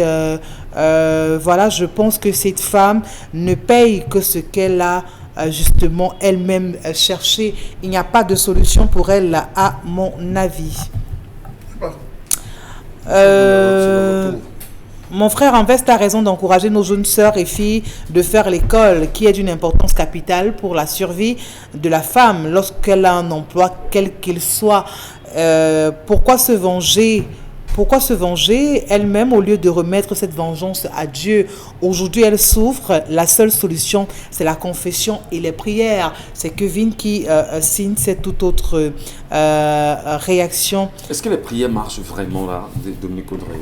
Si vous n'y croyez pas, ça ne marchera pas. Si vous croyez au Cori, oui, ça va marcher. Donc, les coris vont marcher pour ceux qui croient au Cori. Parce qu'on a eu des cas. Parce que jusqu'ici, vous n'avez jamais remis en question les pratiques des autres. Mais il faut toujours revenir et poser la question, est-ce que la prière, ça marche? On pose une question, vous ne nous ramenez pas sur nos territoires. Justement, je vous pose la question, je dis, est-ce que les prières, ça marche toujours? Monsieur. Parce qu'on a des cas, on a des personnes que nous connaissons qui souffrent des démences, parfois dont les origines sont, dit-on, spirituelles. Et malgré les prières qu'on fait, ça ne marche pas. Ils sont enchaînés dans les églises. Est-ce que les prières marchent toujours? Si vous allez prier sans avoir la foi, vous pensez que ça va marcher, ça ne va pas marcher. Si vous allez avec deux cœurs, vous ne pouvez pas être en train de prier et être en train de lancer les coris, jeter les coris et faire les sacrifices en même temps. Donc pour ceux qui croient, vous avez un témoignage de ce que ça ne marche pas, mais d'autres vous diront jusqu'ici, il n'y a que la prière qui a marché pour eux. Donc chacun son couloir. On peut y croire. Celui qui se débrouille la nuit s'embrouille le jour, et celui qui se débrouille le jour s'embrouille la nuit. À chacun son couloir, monsieur Michel Gatou. Ça veut dire? Non, ça veut dire tout simplement que vous ne pouvez pas être allé attaquer quelqu'un. vous allez attaquer quelqu'un avec des armes non conventionnelles dans le noir, et au moment où il réplique, vous allez à l'église. Mais dans le noir, vous avez dit que vous ne pouvez pas gérer ça, c'est son retour. Vous êtes, laissez la place à Dieu. Et vous allez à l'église, Dieu a le dernier mot, monsieur. Les gens, non. Oui. Dites le Dieu que vous connaissez, parce que votre Dieu n'est pas forcément... On n'écrit pas Dieu tous de la même façon. C'est sûr. Chacun a sa façon d'écrire Dieu, Oui. et on respecte. Si vous allez chez l'autre monde, ils ont leur façon d'écrire. Donc j'estime, M. Michel Ngatou, qu'elle a commis une faute. Vous êtes parti dans un lieu... On vous a dit, parce que je vous dirais que... permettez-moi, je vous retrace le rituel. Vous allez dans un lieu, dit « J'accuse Ngatou ». On vous pose la question, vous accusez Ngatou pourquoi? D'avoir volé mon mari, d'avoir fait ci, l'avoir empêché et tout. Qu'est-ce que vous voulez? Je voudrais qu'il paye. Je voudrais que cette femme paye. Vous voulez qu'elle paye? D'accord. Vous voulez qu'on lui fasse quoi? C'est votre bouche. C'est votre bouche, monsieur Michel Ngatou. On vous donne la flèche, on vous dit voilà sa photo, voilà tout piqué. C'est vous qui prenez, parce que vous parlez des choses que vous ne connaissez pas. C'est vous qui prenez la flèche, vous piquez que ça t'arrive. On dit prends tel produit, verse dessus, tu prends. Mais alors, monsieur, en question de on attache monsieur Michel Ngatou, on allume le feu. Lorsqu'on a attaché et on a allumé le feu, c'est pour détruire. Vous allez aller à l'église et reconstruire la photo que vous avez détruite. Soyez conséquents de vos actes. Vous voulez apporter un rectificatif, j'ai l'impression. Je lis les messages. D'accord, nous vous écoutons. Lisez-nous nos messages. La prière est importée, du coup, la prière, oui, mais nos traditions, oui, plus. Les prières sincères marchent. Je crois que cette femme a encore la possibilité de pouvoir être comme elle était avant. C'est André Hip-Hop qui signe cette réaction. Cette histoire du jour est compliquée. Ça peut être aussi la dame qui est à la maison qui a rendu la dame folle. C'est ça qu'il faut seulement qu'elle parte voir son marabout. Même l'autre n'est pas calme dans son coin. On l'a prévenu que la femme là-bas, elle n'est pas doucement. La question bien sûr du marabout ici, vous savez, je voudrais qu'on s'accorde très bien. Il y a des pays comme le Sénégal où chaque famille a son marabout. Oui. Qu'est-ce qu'on dira justement de ces familles-là? Non, c'est reconnu. Voilà. Là-bas, c'est une religion. Voilà. C'est connu. Vous vous rappelez la dernière fois, lorsque le président Macky Sall, sortant de la présidence, les pneus qui ont éclaté et sa voiture qui a failli prendre feu, il est parti de là pour aller rencontrer son chef. C'est comme ça chaque famille. Donc j'inviterai même dans ce pays chaque famille. Mais est-ce que les marabouts justement donnent toujours des solutions? C'est vous qui appelez les marabouts, monsieur Michel Ngatou. Vous appelez le sorcier. Non, nous on dit comme si le prêtre, l'enfant de Dieu, le serviteur de Dieu. Oui. Alors, non, faites attention, je vous ai bien prévenu qu'il y a des gens qui se sont versés dans cela. Quand on les retrouve un peu partout dans les villes, ceux à qui on arrive, on dit que donne-moi 100 000, je fais. Il y a des gens qui n'apprennent qu'à faire du mal. Je vous assure, il y a des gens qui ne font que du mal. Son truc, il va se former dans la sorcellerie que pour le mal. Quand il lançait les abeilles, il dit c'est moi. On lui donnait les pieds qui gonflent. Il dit c'est moi. Il maîtrise ces choses et il ne travaille qu'à faire du mal et il est payé jusqu'au jour où il trouve quelqu'un de plus grand qui lui fait le retour et ça tombe. Donc cette femme est partie rencontrer quelqu'un à qui on disait qu'il était très fort. D'autres vous envoient même les serpents. Oui, on vous envoie les serpents, les cafards et tout. Il y a des gens qui le font, monsieur Michel Ngatou. C'est connu de tout le monde en même temps. Alors, mais je vais quand même préciser de Nick Audrey, lorsque vous dites que qui envoie des maladies et consorts. Je veux raconter peut-être pas une histoire, mais on s'en souvient qu'il y a eu des sœurs qui avaient été violées quelque part dans le centre, je crois que le centre, le sud, il y a quelques années déjà. Et on sait justement le sort qui a été réservé à tous ceux qui étaient allés violer ces sœurs-là. Tous sont devenus fous, à la limite. On en connaît un qui en ce moment, on l'appelle Ebanga, à Yaoundé, qui est encore dans les rues, je sais pas si il y a un dernier en Balmayo. Il y a un autre en Balmayo. Il y a un qui était au niveau du marché Mokolo, qu'on voit tout le temps. Et qui sont ceux justement qui avaient rendu ces derniers fous? C'était bien sûr ceux qu'on peut qualifier aujourd'hui de prêtres ou encore de l'église qui avaient choisi de répliquer simplement en mettant ces derniers dans ces conditions-là. On réplique justement en priant. C'est pour vous dire que voilà, on ne réplique pas forcément en prenant les flèches. Non, ce n'est pas en priant, c'est en conjurant. Écoutez, lorsque vous faites déjà du mal, vous conjurez. C'est très simple. On parle en français. Vous conjurez que le mal arrive à tel, que ça lui arrive. Mais après, vous regrettez, vous venez revenir à de meilleurs sentiments. Je peux décider ici pour un mal qu'on m'a fait. Je peux dire que je vais prier. Conjurer. Pour la douleur. Seigneur, rends-moi justice. Vous conjurez. C'est tout. Pas besoin d'aller chez quelqu'un, donner les photos et tout. Et la sanction va s'appliquer. C'est pour ça que le Seigneur a dit, à moi la justice et la vengeance. Très bien. Donc rendez tout à Dieu. Voilà. Oui. Allez, des messages encore, Isabelle Carole. Voilà pourquoi le Cameroun souffre depuis 40 ans. Vous avez laissé l'eau. Bon, Vous avez laissé l'eau.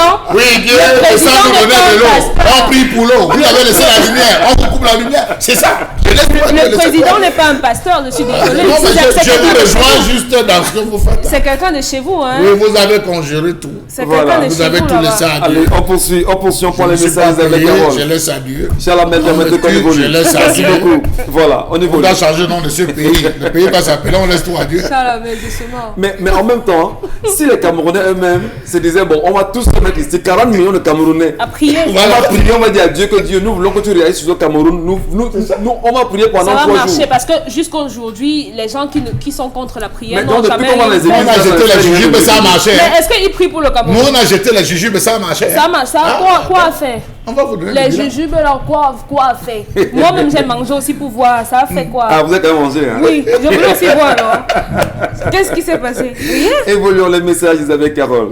Bonjour à tout le plateau du Zénith. Parlons du Gabon. C'est un pays qui n'inspire pas du tout, car j'ai perdu mes sœurs qui sont allées vivre là-bas et mortes tragiquement.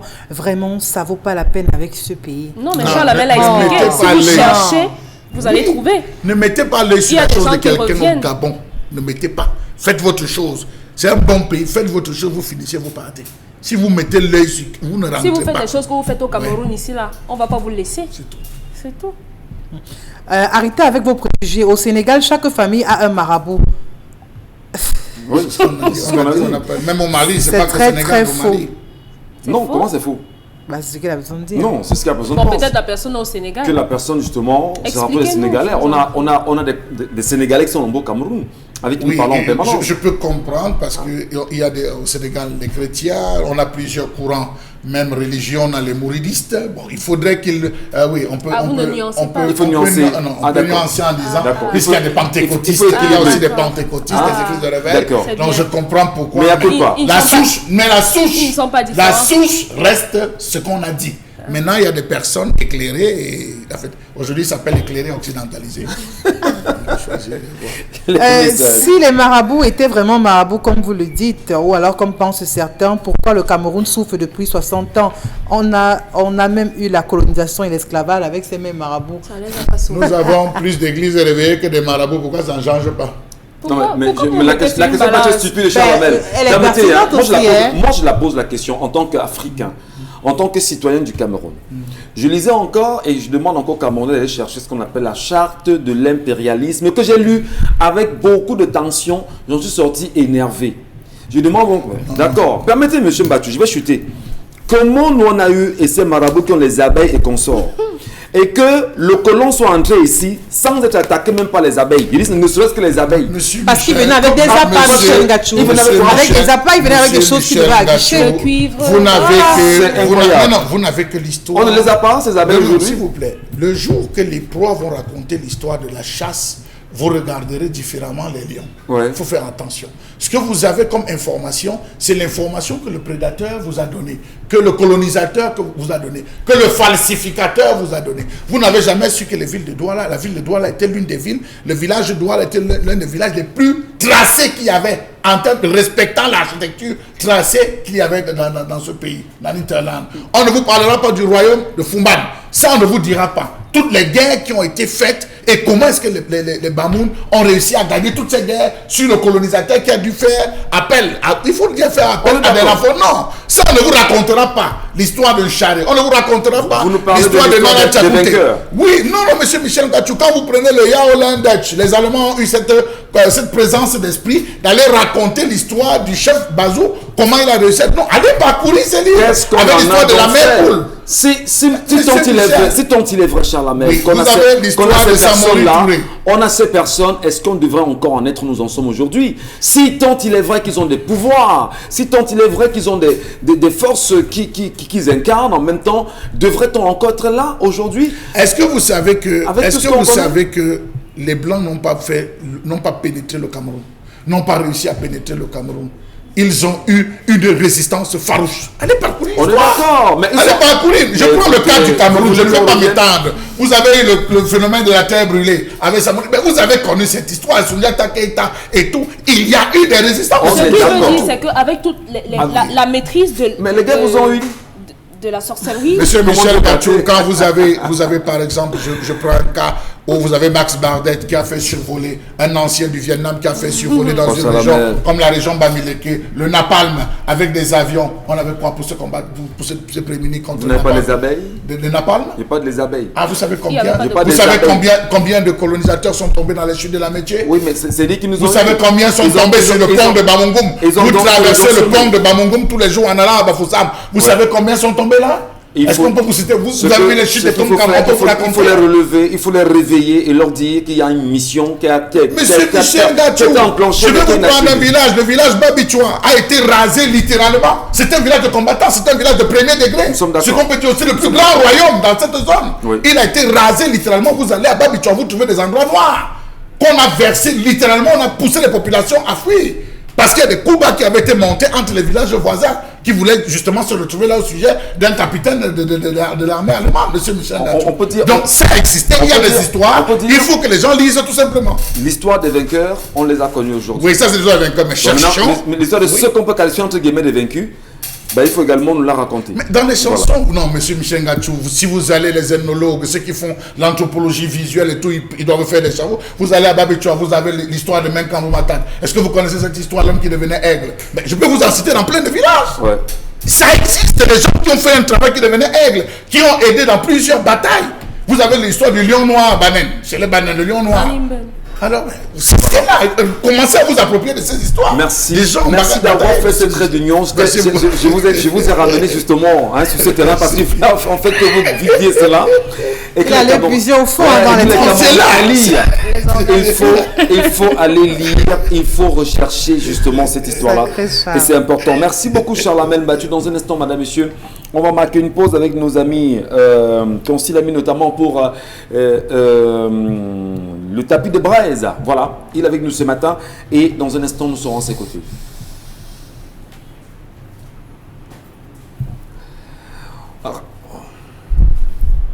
Alors Constilamine, tapis de braise, bonjour déjà à vous et bienvenue. Alors bonjour à nos téléspectateurs. Avant donc de passer à la présentation, nous allons permettre une fois de plus à nos téléspectateurs de vivre en direct ce magnifique spot réalisé bien sûr de l'autre côté par les acteurs du tapis de braise. Donc chers téléspectateurs, une fois de plus, apprécier et confirmer la qualité du spot et surtout apprécier nos tapis de braise à travers cet élément publicitaire. Vous aimez le bon goût de la cuisson sur le grill, mais vous détestez lorsque vos aliments restent collés à la grille? Plus maintenant, avec le nouveau tapis de grill anti-adhésif Yoshi infusé avec du cuivre. Les chefs préfèrent cuisiner avec du cuivre parce qu'il chauffe rapidement et uniformément. Pas de point chaud de flambée, juste des plats juteux et tendres avec cette saveur grillée. Et puis le grill reste propre. Et regardez, des marques de grill parfaites en plus. Incroyable! Il est presque impossible de nettoyer un grill recouvert de fromage, mais le tapis anti-adhésif Yoshi rend le nettoyage facile. Griller du poisson feuilleté et tendre, facile à retourner. Des burgers juteux qui ne sont pas émiettés. Et regardez ceci, oignons grillés, poivrons, champignons, pommes de terre, rien ne passe entre les mailles avec le tapis. Il vous permet de griller vos aliments de façon uniforme et le grill reste propre. Ces grilles de camping sont dégoûtantes. Avec notre tapis anti-adhésif, les aliments ne touchent pas à la grille. Utilisez-le au four, au fond de vos plats. Ils resteront propres et les aliments ne colleront pas et glisseront comme par magie. Et il est lavable au lave-vaisselle. Bien entendu, tout a été dit dans ce spot. Alors, ce qu'il reste à faire ce matin, c'est de se rendre du côté, bien sûr, du magasin 1001 tapis. Dans ce magasin, vous avez encore le tapis de braise, encore appelé tapis Fobreza. Nous sommes bel et bien le mardi. Et comme tous les mardis, nous faisons des séances de démonstration. Et ce mardi, nous avons choisi le quartier résidentiel de Douala. Nous avons choisi le quartier Bonanjo. Donc, tout à l'heure, à partir de 12h20, je donne rendez-vous à tous les téléspectateurs de cette émission de venir vivre la grande démonstration du tapis de braise. Il est important de toucher du doigt les réalités de ce tapis de braise. Il est important de vivre en direct les démonstrations sur le tapis de braise. Et aujourd'hui, vous aurez donc l'occasion, chers téléspectateurs, téléspectateurs de vivre en direct une grande démonstration sur l'utilisation des tapis de braise, sur l'utilisation du tapis Fobreza. Ce sera bien sûr du côté de Bonanjo, au restaurant de Mama J de la Poa. Nous allons donc faire une grande démonstration de ce côté-là. Nous allons permettre à nos téléspectateurs de vivre en direct comment est-ce qu'on braise le maquereau sur le tapis de braise sans qu'il ne colle. La viande, le mâchoiron, la sole, tous ces aliments-là se braisent dans de très bonnes conditions sur le tapis de braise qui est en vente au magasin 1001 tapis. Et je le rappelle tout à l'heure, à partir de 12h15, appelez le concept Salaka pour venir vivre en direct cette grande démonstration sur l'utilisation du tapis de braise. Ce sera du côté du restaurant de Mama J de la Poa. Ah ben oui, vous nous regardez de ce côté-là. Alors je vous donne rendez-vous à partir de 12h15 pour la démonstration du tapis Fobreza. Mais déjà pour l'instant, il faut rappeler le prix. Alors ça coûte combien? Le prix normal de ce tapis de braise est de 10 000. Mais dans le cadre de la double réduction, vous l'achèterez à moins de 10 000 francs du côté bien sûr du magasin 1001 tapis. Il présente plusieurs avantages. Le poisson ne colle pas. Il est rapide dans la braise. Le tapis de braise donne également un goût particulier à votre poisson, raison pour laquelle il est important de l'avoir. Donc, motote, nye sengalemba tatan, basango na banyango, wapulate bumba makero, wapulate bumba nyomo, wapulate bumba sol. Alande au magasin 1001 tapis. Et banjana, oben lambola bouam, la bolena au bumbe swango, babelemona tapis de braise. Babelemon en anglais renfoncé, tapis Fobreza. Yes, naïdis. Any man was get them. Vous l'avez à moins de 10 000 francs du côté bien sûr du magasin 1001 tapis. Que vous soyez restaurateur comme Mama J de la Poa, que vous soyez hôtelier, que vous soyez particulier, c'est l'occasion plus que jamais de venir au magasin 1001 tapis et d'avoir le tapis de braise. Il y a également en quelques secondes les gants de cuisine qui sont en vente au magasin 1001 tapis à moins de 6 000 francs. Votre paire de gants de cuisine. N'oubliez pas le rendez-vous, c'est tout à l'heure chez Mama J de la Poa à Bonanjo pour la démonstration du tapis de braise. Eh bien, il importe également de mentionner qu'à travers cette édition, ces éditions sur ce plateau chaque matin, il y a eu, je pense, la semaine dernière, cette histoire rapportée ici par Dominique Audrey concernant un couple dont l'homme aujourd'hui est encore dans la glace depuis 17 mois dans une morgue au Cameroun, notamment ici à Douala. Monsieur Noubayou, ça a fait bien sûr jaser tout le monde. On a eu l'occasion, en allant encore plus loin dans les enquêtes qui étaient les nôtres sur ce plateau, de mieux comprendre les deux parties. Comment expliquer qu'aujourd'hui, au Cameroun, qu'un homme soit décédé et que les familles ne s'entendent pas sur le lieu où cet homme doit être enterré précisément? Une famille, d'ailleurs, la première dame avec laquelle ce dernier a fait sa vie également, avance très bien, construit sa vie avec son mari, tente tant bien que mal d'apporter tout ce qu'elle peut apporter comme grâce avec 7 enfants à l'appui. Entre-temps, par ailleurs, dans une autre version rapportée par la deuxième épouse, celle-ci aurait eu un enfant avec lui au début des années 80. Et bien plus tard, il serait venu la rechercher à nouveau. Eh bien, des allégations qui sont confrontées de part et d'autre. Et qu'on aille plus loin et qu'on se rende compte que les familles sont beaucoup plus attachées à l'argent qu'avait ce monsieur, et d'aucuns parlent encore d'un demi-milliard qu'il aurait laissé. Quand même, 17 mois dans la glace, sans pour autant retrouver, on va dire, ses ancêtres. La dame, la deuxième, qui, sur ce plateau, a posé le problème, demande absolument à ce que son mari soit enterré à Douala. Selon elle, ce sont ses vœux, ce sont les vœux que le mari lui aurait laissés à elle, la deuxième femme. Et la première femme estime que l'homme, étant de Balengou, doit retourner auprès de ses ancêtres ou d'être enterré normalement. On vous promet justement... La famille de l'homme, jusqu'à présent, ils sont tous en justice, on en a parlé sur le plateau, et ils sont venus quand même nous donner des versions. Nous, on leur a promis qu'on reviendra sur ce sujet ici, et le temps pour nous de bien recouper, et bien évidemment laisser les Camerounais mieux comprendre ce problème. Est-ce qu'il n'y a rien à comprendre? C'est la femme qui a enterré son mari. Non, la famille. C'est ça que je demande, où est passée la famille de l'homme? C'est une famille démissionnaire. Non, la famille est là, il y a des réunions familiales. On l'avait déjà dit ici. Si la deuxième femme insiste, c'est simplement parce qu'elle a eu la volonté de cet homme-là le faire. Sinon, il ne se serait pas accroché Non. là-dessus. C'est tout. Maintenant, Michel Ngacho, il n'y a pas de besoin de... est tombé de l'homme, la femme même n'est plus à côté. La femme ne parle pas, elle pleure, elle est assise. On prend la décision, on peut dans une certaine mesure lui dire, bon voilà ce qu'on a arrêté. Elle va dire que oui, il y a demandé qu'on l'enterre à Douala. Où est-ce qu'il a consigné ses vœux? La question. Où est-ce qu'il a consigné ses vœux? À qui a-t-il dit? Qui peut servir de témoin? Je peux vous rassurer qu'il y a au moins 80 familles en ce moment qui souffrent de ce problème parce qu'on a enterré au cimetière de Daido les membres de leur famille, M. Michel Ngacho, notamment ceux d'une CAM, ne pouvant pas retourner dans leur village, ils ont enterré plein de corps. Aujourd'hui, c'est en train de causer beaucoup de problèmes aux enfants. Les enfants partout, ça ne marche pas parce que les parents disent ramenez-nous chez nous.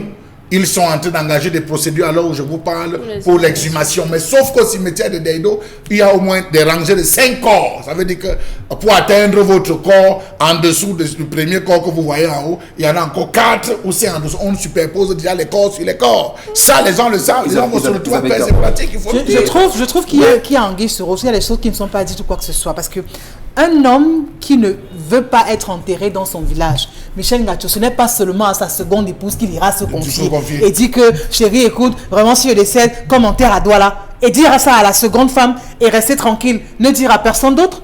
C'est impossible que ça se fasse. Il y a des personnes qui ont des volontés, qui de leur vivant vous disent nuit et jour, voici ce que je veux, voici ce que je veux, quand je ne serai pas là. Parfaitement. Donc, pourquoi maintenant, aujourd'hui, venir faire comme si ça ne passe pas du tout. Cet homme a eu des amis. Cet homme a des enfants. Cet homme a des parents. Cet homme a une famille. Cet homme a un entourage. Michel Ngacho, il y a des hommes, quand vous voyez, quand ils vous disent votre père m'a dit ceci, vous croyez directement parce que vous savez que voilà, c'était le bras droit de mon père, c'était ceci, c'était cela.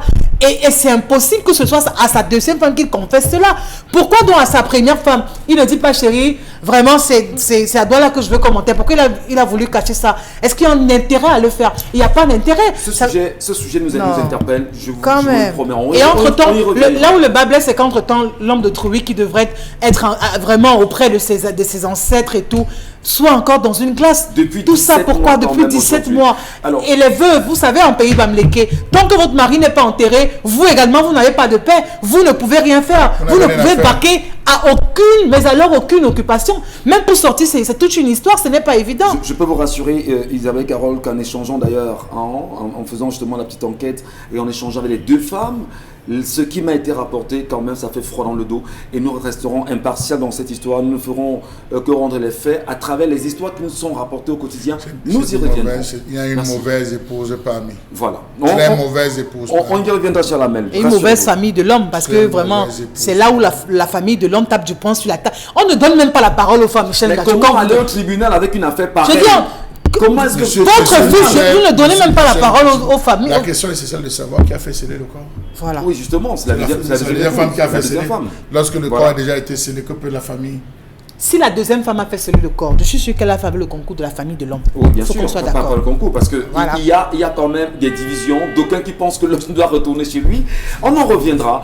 On reparlera bien sûr de ce sujet absolument dans les jours à venir, en attendant voir le dénouement. Allez, la revue des réseaux sociaux, Isabelle Carozopé. Oui, revue des réseaux sociaux, c'est avec vraiment beaucoup de pincement au cœur quand on écoute ce genre d'histoire encore sordide et tout, violence conjugale. On en parle, on en reparle, on ne cesse de parler, mais bien au contraire, on a l'impression de mettre plutôt de l'essence sur du feu. Qu'est-ce qui se passe décidément dans la tête des hommes? Qu'est-ce qui ne va pas?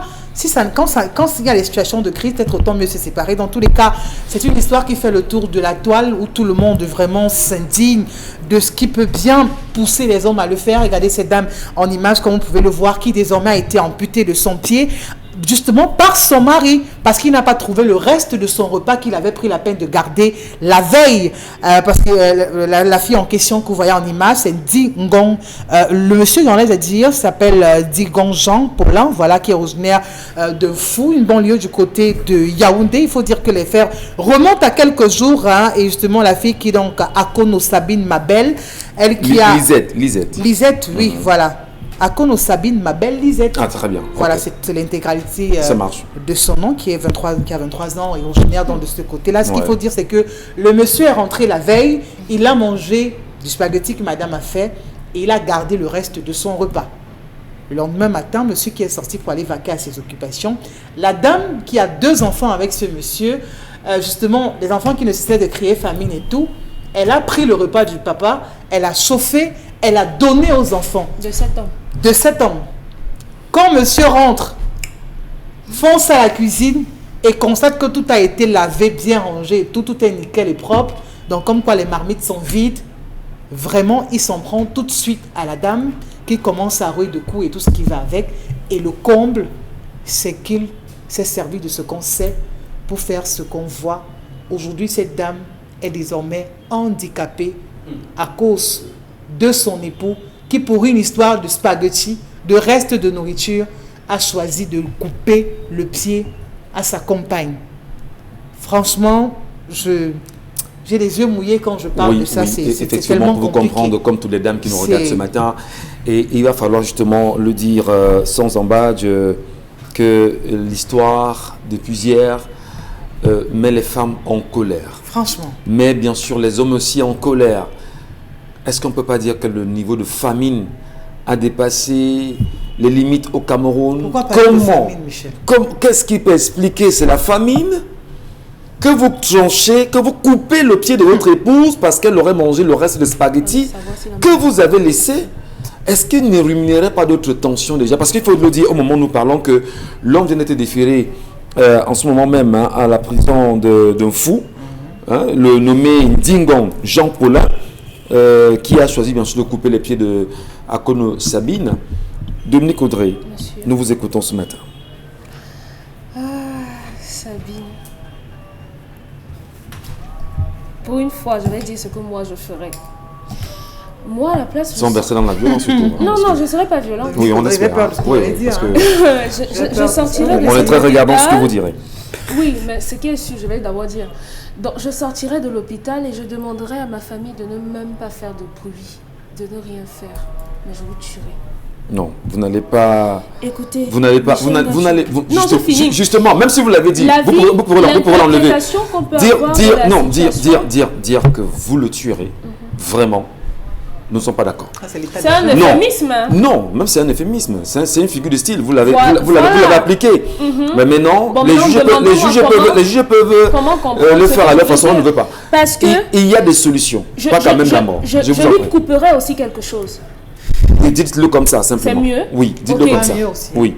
Donc, je peux vous couper soit le bras, soit une jambe, soit peut-être le loin de ses enfants, c'est lui couper de sa famille. Non, ça c'est un moindre mal, c'est rien.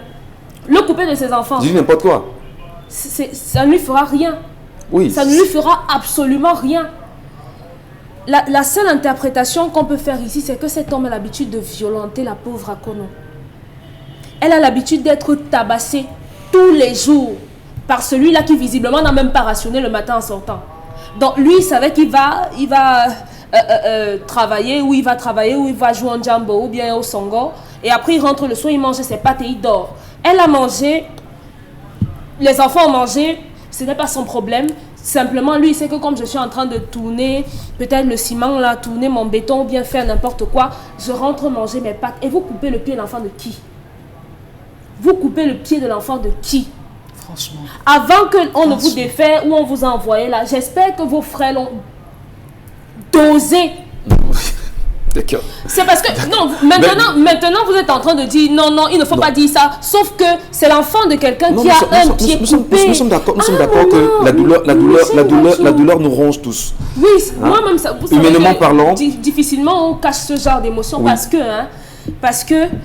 Parce que oui. Ici, là, sortez. Elle n'aura plus de pied. Voilà, merci. Donc, puisqu'on ne peut plus arranger ça, franchement, comme j'ai rapporté l'histoire ici d'un homme à qui les beaux-frères sont venus crever l'œil là pour qu'il soit au même niveau que sa femme.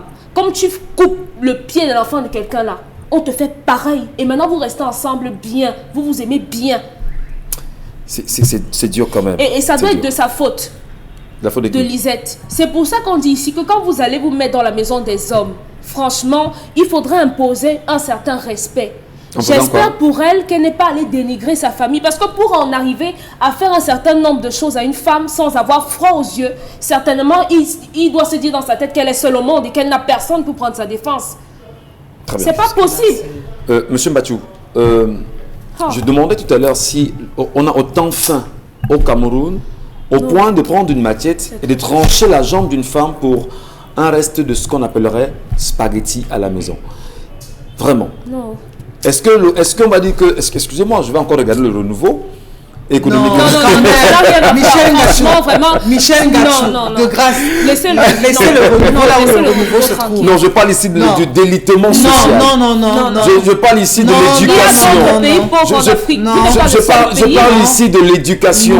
Je parle ici des valeurs. Non. Même pas. Donc le renouveau n'a rien à voir. Vraiment, laissez le renouveau. Bon, l'histoire n'est pas risible. Charles a même battu votre commentaire. Le renouveau n'y est pour rien. Nous avons connu une situation similaire dans un village à l'ouest Cameroun où un monsieur a eu à poser ce type d'action sur sa femme. Mais cette fois-là, c'était son bras.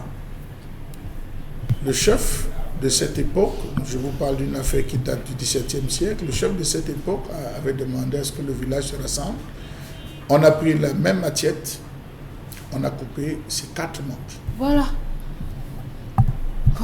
Ces 4 membres, et on a demandé à la femme de ne pas le quitter, qu'il va porter ça jusqu'à la fin de sa vie. Oui. Alors, c'est dire, M. Michel Gachou, que... Et pour eux, dent pour dent. Ça, c'est votre logique. S'il faut je rentrer dans la loi coranique, on va même aller encore plus loin que ce que cet homme a posé, M. Michel Gachou, parce que le devoir de tout homme, c'est de chérir sa femme. Lorsque vous avez un enfant, je parle là en tant que père, M. Michel Gachou, je perds l'appétit.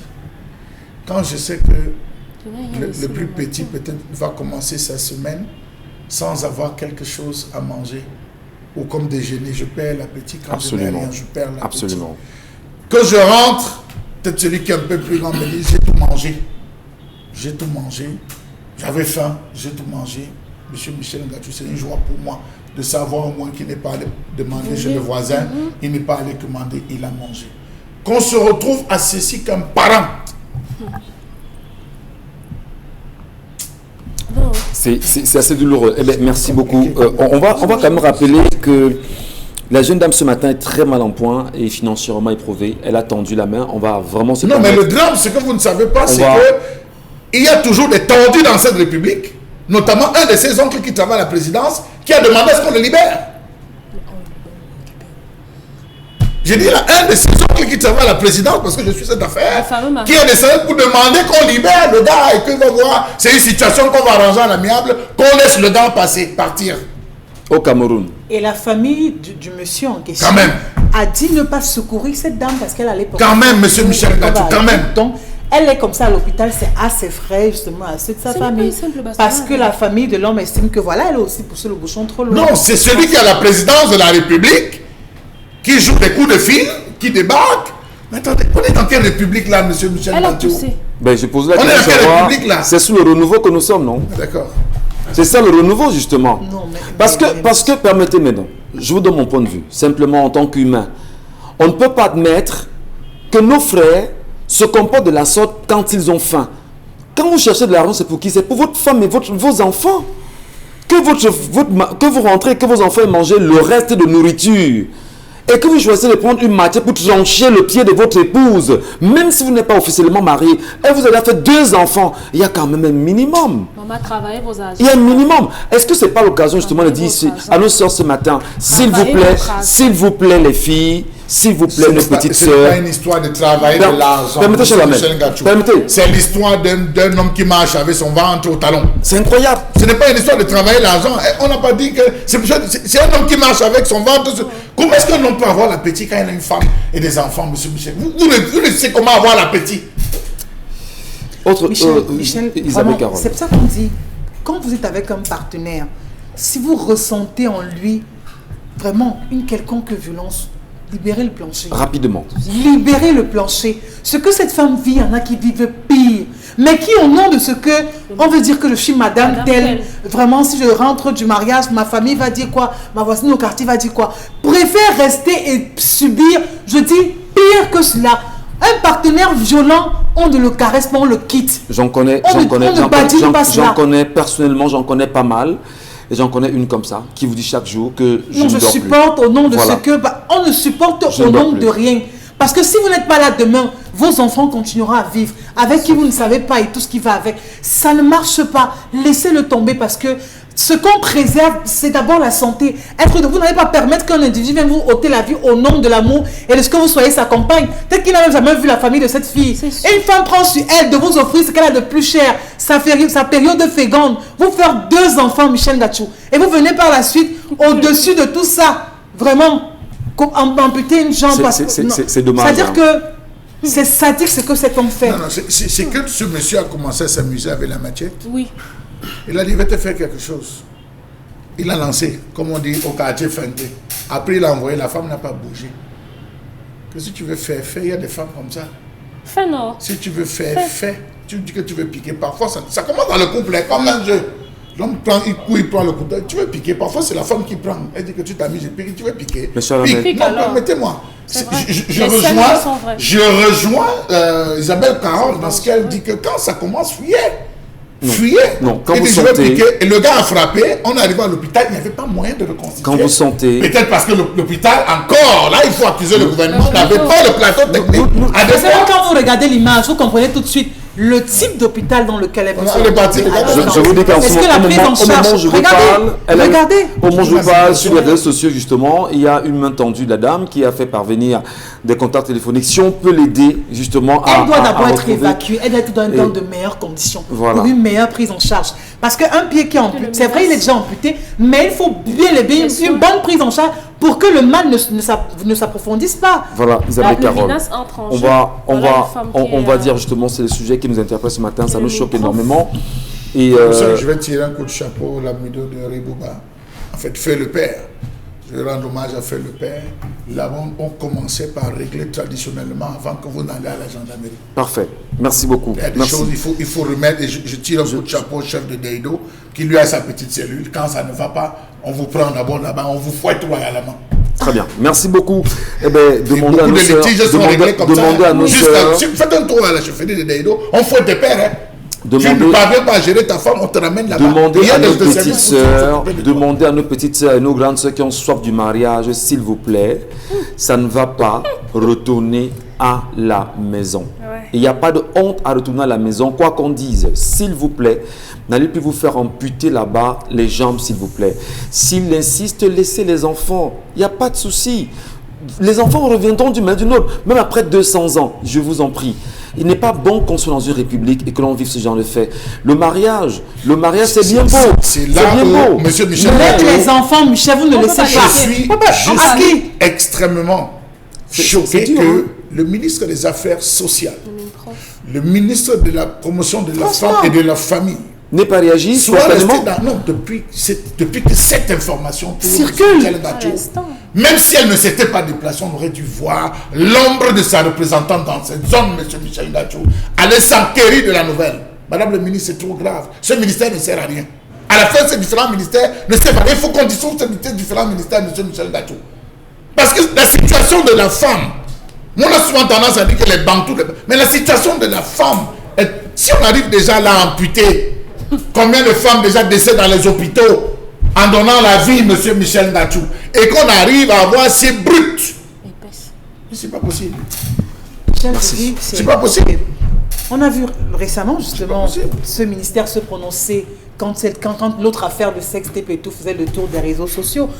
Pour une affaire comme celle-ci, je crois qu'il devrait avoir une assistance. Et là, je te rejoins quand tu parlais du renouveau. Parce que justement, là, il faut qu'on voit... Les avocats du ministère servent à quoi? Les avocats les limites de ce renouveau. Parce que cette femme est en détresse. Cette femme, vraiment, devrait servir ou alors permettre à ce qu'on essaye de voir à quel niveau, au moins, ces personnes qui nous dirigent ont la main sur le cœur. Elle devrait être assistée. Il y a le Fonds national de solidarité. Il y a le Fonds national de solidarité. On n'a pas besoin de lever des fonds, de demander aux Camerounais de cotiser. Il y a le Fonds national de solidarité. On va lever là-bas. Sur les 180 milliards, c'est dans où? Allez même prendre 500 000 dessus quand même. C'est pas seulement le Covid qu'il faut sauver. Je crois qu'il y a des personnes vraiment plus en détresse aussi. Et ce monsieur doit être condamné avec la dernière. Je dis la dernière énergie Vous le dites au en tant nom que père, du hein. peuple. Il y a la peine de mort. Je dis au nom, je dis condamné avec il y a- la dernière énergie On applique au nom du peuple, monsieur Michel Ndachou, au nom du peuple. La justice ne rend, les juges ne rendent Au nom du au nom du peuple. Que vraiment le juge se mette à la place. D'ailleurs, je pense qu'il y a des Je crois juges qu'il qui faut ont des donner des enfants leçons. et qui ont des filles, monsieur Michel Ndachou. donner des Ils ont des filles, ils se mettent là Et du camp, nos petites sœurs également et nos sœurs en leur disant, regardez comment vous vous adressez à vos hommes chez vous. Non.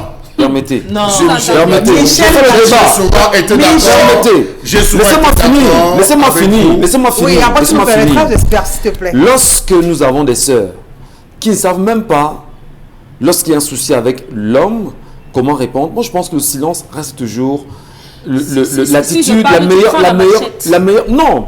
Il y a Je une sens qu'il y a une maxime- violence, il y a une je me mets de maxime- côté. Il y a une Et voilà. maxime connue par tous. Voilà. C'est enseigné dans l'Afrique de l'Ouest, Afrique centrale, Afrique orientale, tout ce que vous voulez. On dit que quand ton mari te parle, quand tu sens que ça ne va pas, prendre l'eau. Cherche un gobelet de bois. Tu mets l'eau dans la bouche. Tu mets de l'eau dans la bouche. N'est-ce pas? Oui. Tu ne peux pas parler avec de l'eau dans la bouche.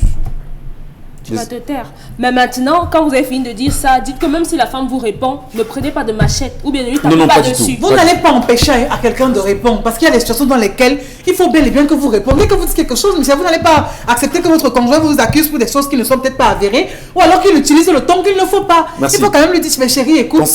Concy la minute avec nous, je vous en prie. Hein. On va marquer une pause, pardon. On sait que c'est dur et que les Camerounais sont assez regardants sur ce C'est sujet. énervant. Et C'est on ne énervant. pourra pas se taire, absolument pas. Allez, sur la côte avec nous, Concy Lamine pour l'appliquer. Rebonjour Concy. Alors bonjour Michel Gachou, bonjour nos téléspectateurs et bonjour à tous les clients des magasins Sorepco à travers le concept Salaka. Nous sommes encore là ce mardi matin pour un instant de vente, pour un instant de communication commerciale. Il faut le rappeler, ma mission première à la radio-télévision Equinox est d'assurer la communication commerciale des partenaires et surtout des entreprises de qualité. Et parmi ces entreprises, vous avez bien entendu la société Sorepco parce que ce mardi matin, c'est une promotion exceptionnelle. Ceux qui ont besoin de bien dormir, ceux qui ont besoin de se sentir à l'aise, vous avez des problèmes au niveau du dos, vous avez du mal à dormir parce que votre matelas n'est pas de très bonne qualité, alors les matelas orthopédiques sont de retour au magasin, dans les magasins Sorepco depuis ce mardi matin. Après donc la première vente de l'année de 2020, 2021 commence également dans la beauté, dans la joie et dans la bonne humeur avec les matelas orthopédiques des magasins Sorepco. C'est quoi le matelas orthopédique? C'est un matelas médical. C'est un matelas qui permet de redresser votre dos. C'est un matelas qui vous permet de bien dormir. C'est un matelas qui vous permet d'avoir une santé de rêve. Il faut le rappeler, chers téléspectateurs, pour se mouvoir le lendemain, il faudrait bien dormir. On a travaillé durement dans la journée. On a passé le temps à courir. On a passé le temps à s'asseoir au bureau. Quand on rentre à la maison après avoir mangé, on a besoin de bien dormir et surtout bien dormir, c'est dormir sur les matelas orthopédiques et c'est les matelas des magasins Sorepco. Regardez bien sûr le design, regardez la présentation physique de ce matelas, chers téléspectateurs. Alors il y a de quoi courir dès à présent dans les magasins Sorepco. Nous allons tout de suite commencer par le premier modèle, à savoir le modèle qui a la dimension de 1,40 x 190 avec une épaisseur de 22 cm, chers téléspectateurs. C'est un matelas orthopédique. Regardez bien sûr comment il se présente. C'est des matelas neufs. C'est des matelas d'origine. C'est des matelas de qualité supérieure. C'est des matelas qui ont plusieurs années de garantie. Ça veut dire quoi? Papa peut l'utiliser. Le petit enfant peut l'utiliser. Le grand-père peut l'utiliser. Chacun peut dormir sur ce matelas orthopédique sans s'inquiéter. C'est les vrais matelas orthopédiques. Ce ne sont pas les matelas orthopédiques là. C'est la qualité totale. Chers téléspectateurs, ah ben oui, regardez le prix. Un matelas orthopédique à 106 800 francs. Une épaisseur de 22 cm, une dimension de 1,40 x 1,90 avec bien entendu c'est-à-dire avec plusieurs cadeaux qu'on vous donne, notamment les thés d'oreiller qu'on vous donne gratuitement, les paires d'oreillers autant pour moi, chers téléspectateurs. Donc rendez-vous dans le magasin Sorepco et achetez un matelas orthopédique d'une dimension de 1,40 x 190 épaisseur de 22 cm à 106 800 francs. Alors ceux qui ont besoin d'un matelas orthopédique d'une dimension plus grande, notamment 160 x 190 épaisseur de 22 cm. Regardez le prix de ce matelas, de cette dimension-là, et courez directement dans les magasins Sorepco. Un matelas orthopédique d'une très grande dimension, vous l'avez bien entendu, dans les magasins Sorepco, chers téléspectateurs, à 130 800 francs, chers téléspectateurs. Regardez bien sûr le matelas. Il est neuf, il est dans son emballage, il est d'origine, il est vendu avec garantie, et ce n'est pas tout. Vous achetez un matelas, on vous donne une paire d'oreillers orthopédiques également. Oh là là là là. Pour dire que chez Sorepco, les matelas sont orthopédiques, les oreillers sont orthopédiques. Il y a de quoi courir dès à présent chez Sorepco avec un matelas. Et ceux qui ont besoin d'une dimension plus petite, notamment la dimension de 90 x 1,60 x 1,90, vous l'avez bien entendu, à 84 800 francs dans les magasins Sorepco. Les matelas de qualité, c'est chez Sorepco. Un sommeil doux, un sommeil nyanga passe également par les matelas orthopédiques des magasins Sorepco. Infiniment merci Consti Lamine pour ce passage encore, madame, messieurs. Nous prenons rendez-vous avec vous demain lorsqu'il sera 10h sur notre antenne. Mais en attendant, on se pose la question, qui sont ceux qui manipulent le Cameroun en matière de tribalisme et quels artistes sont impliqués? Soutien inconditionnel à Eric Christian Niard.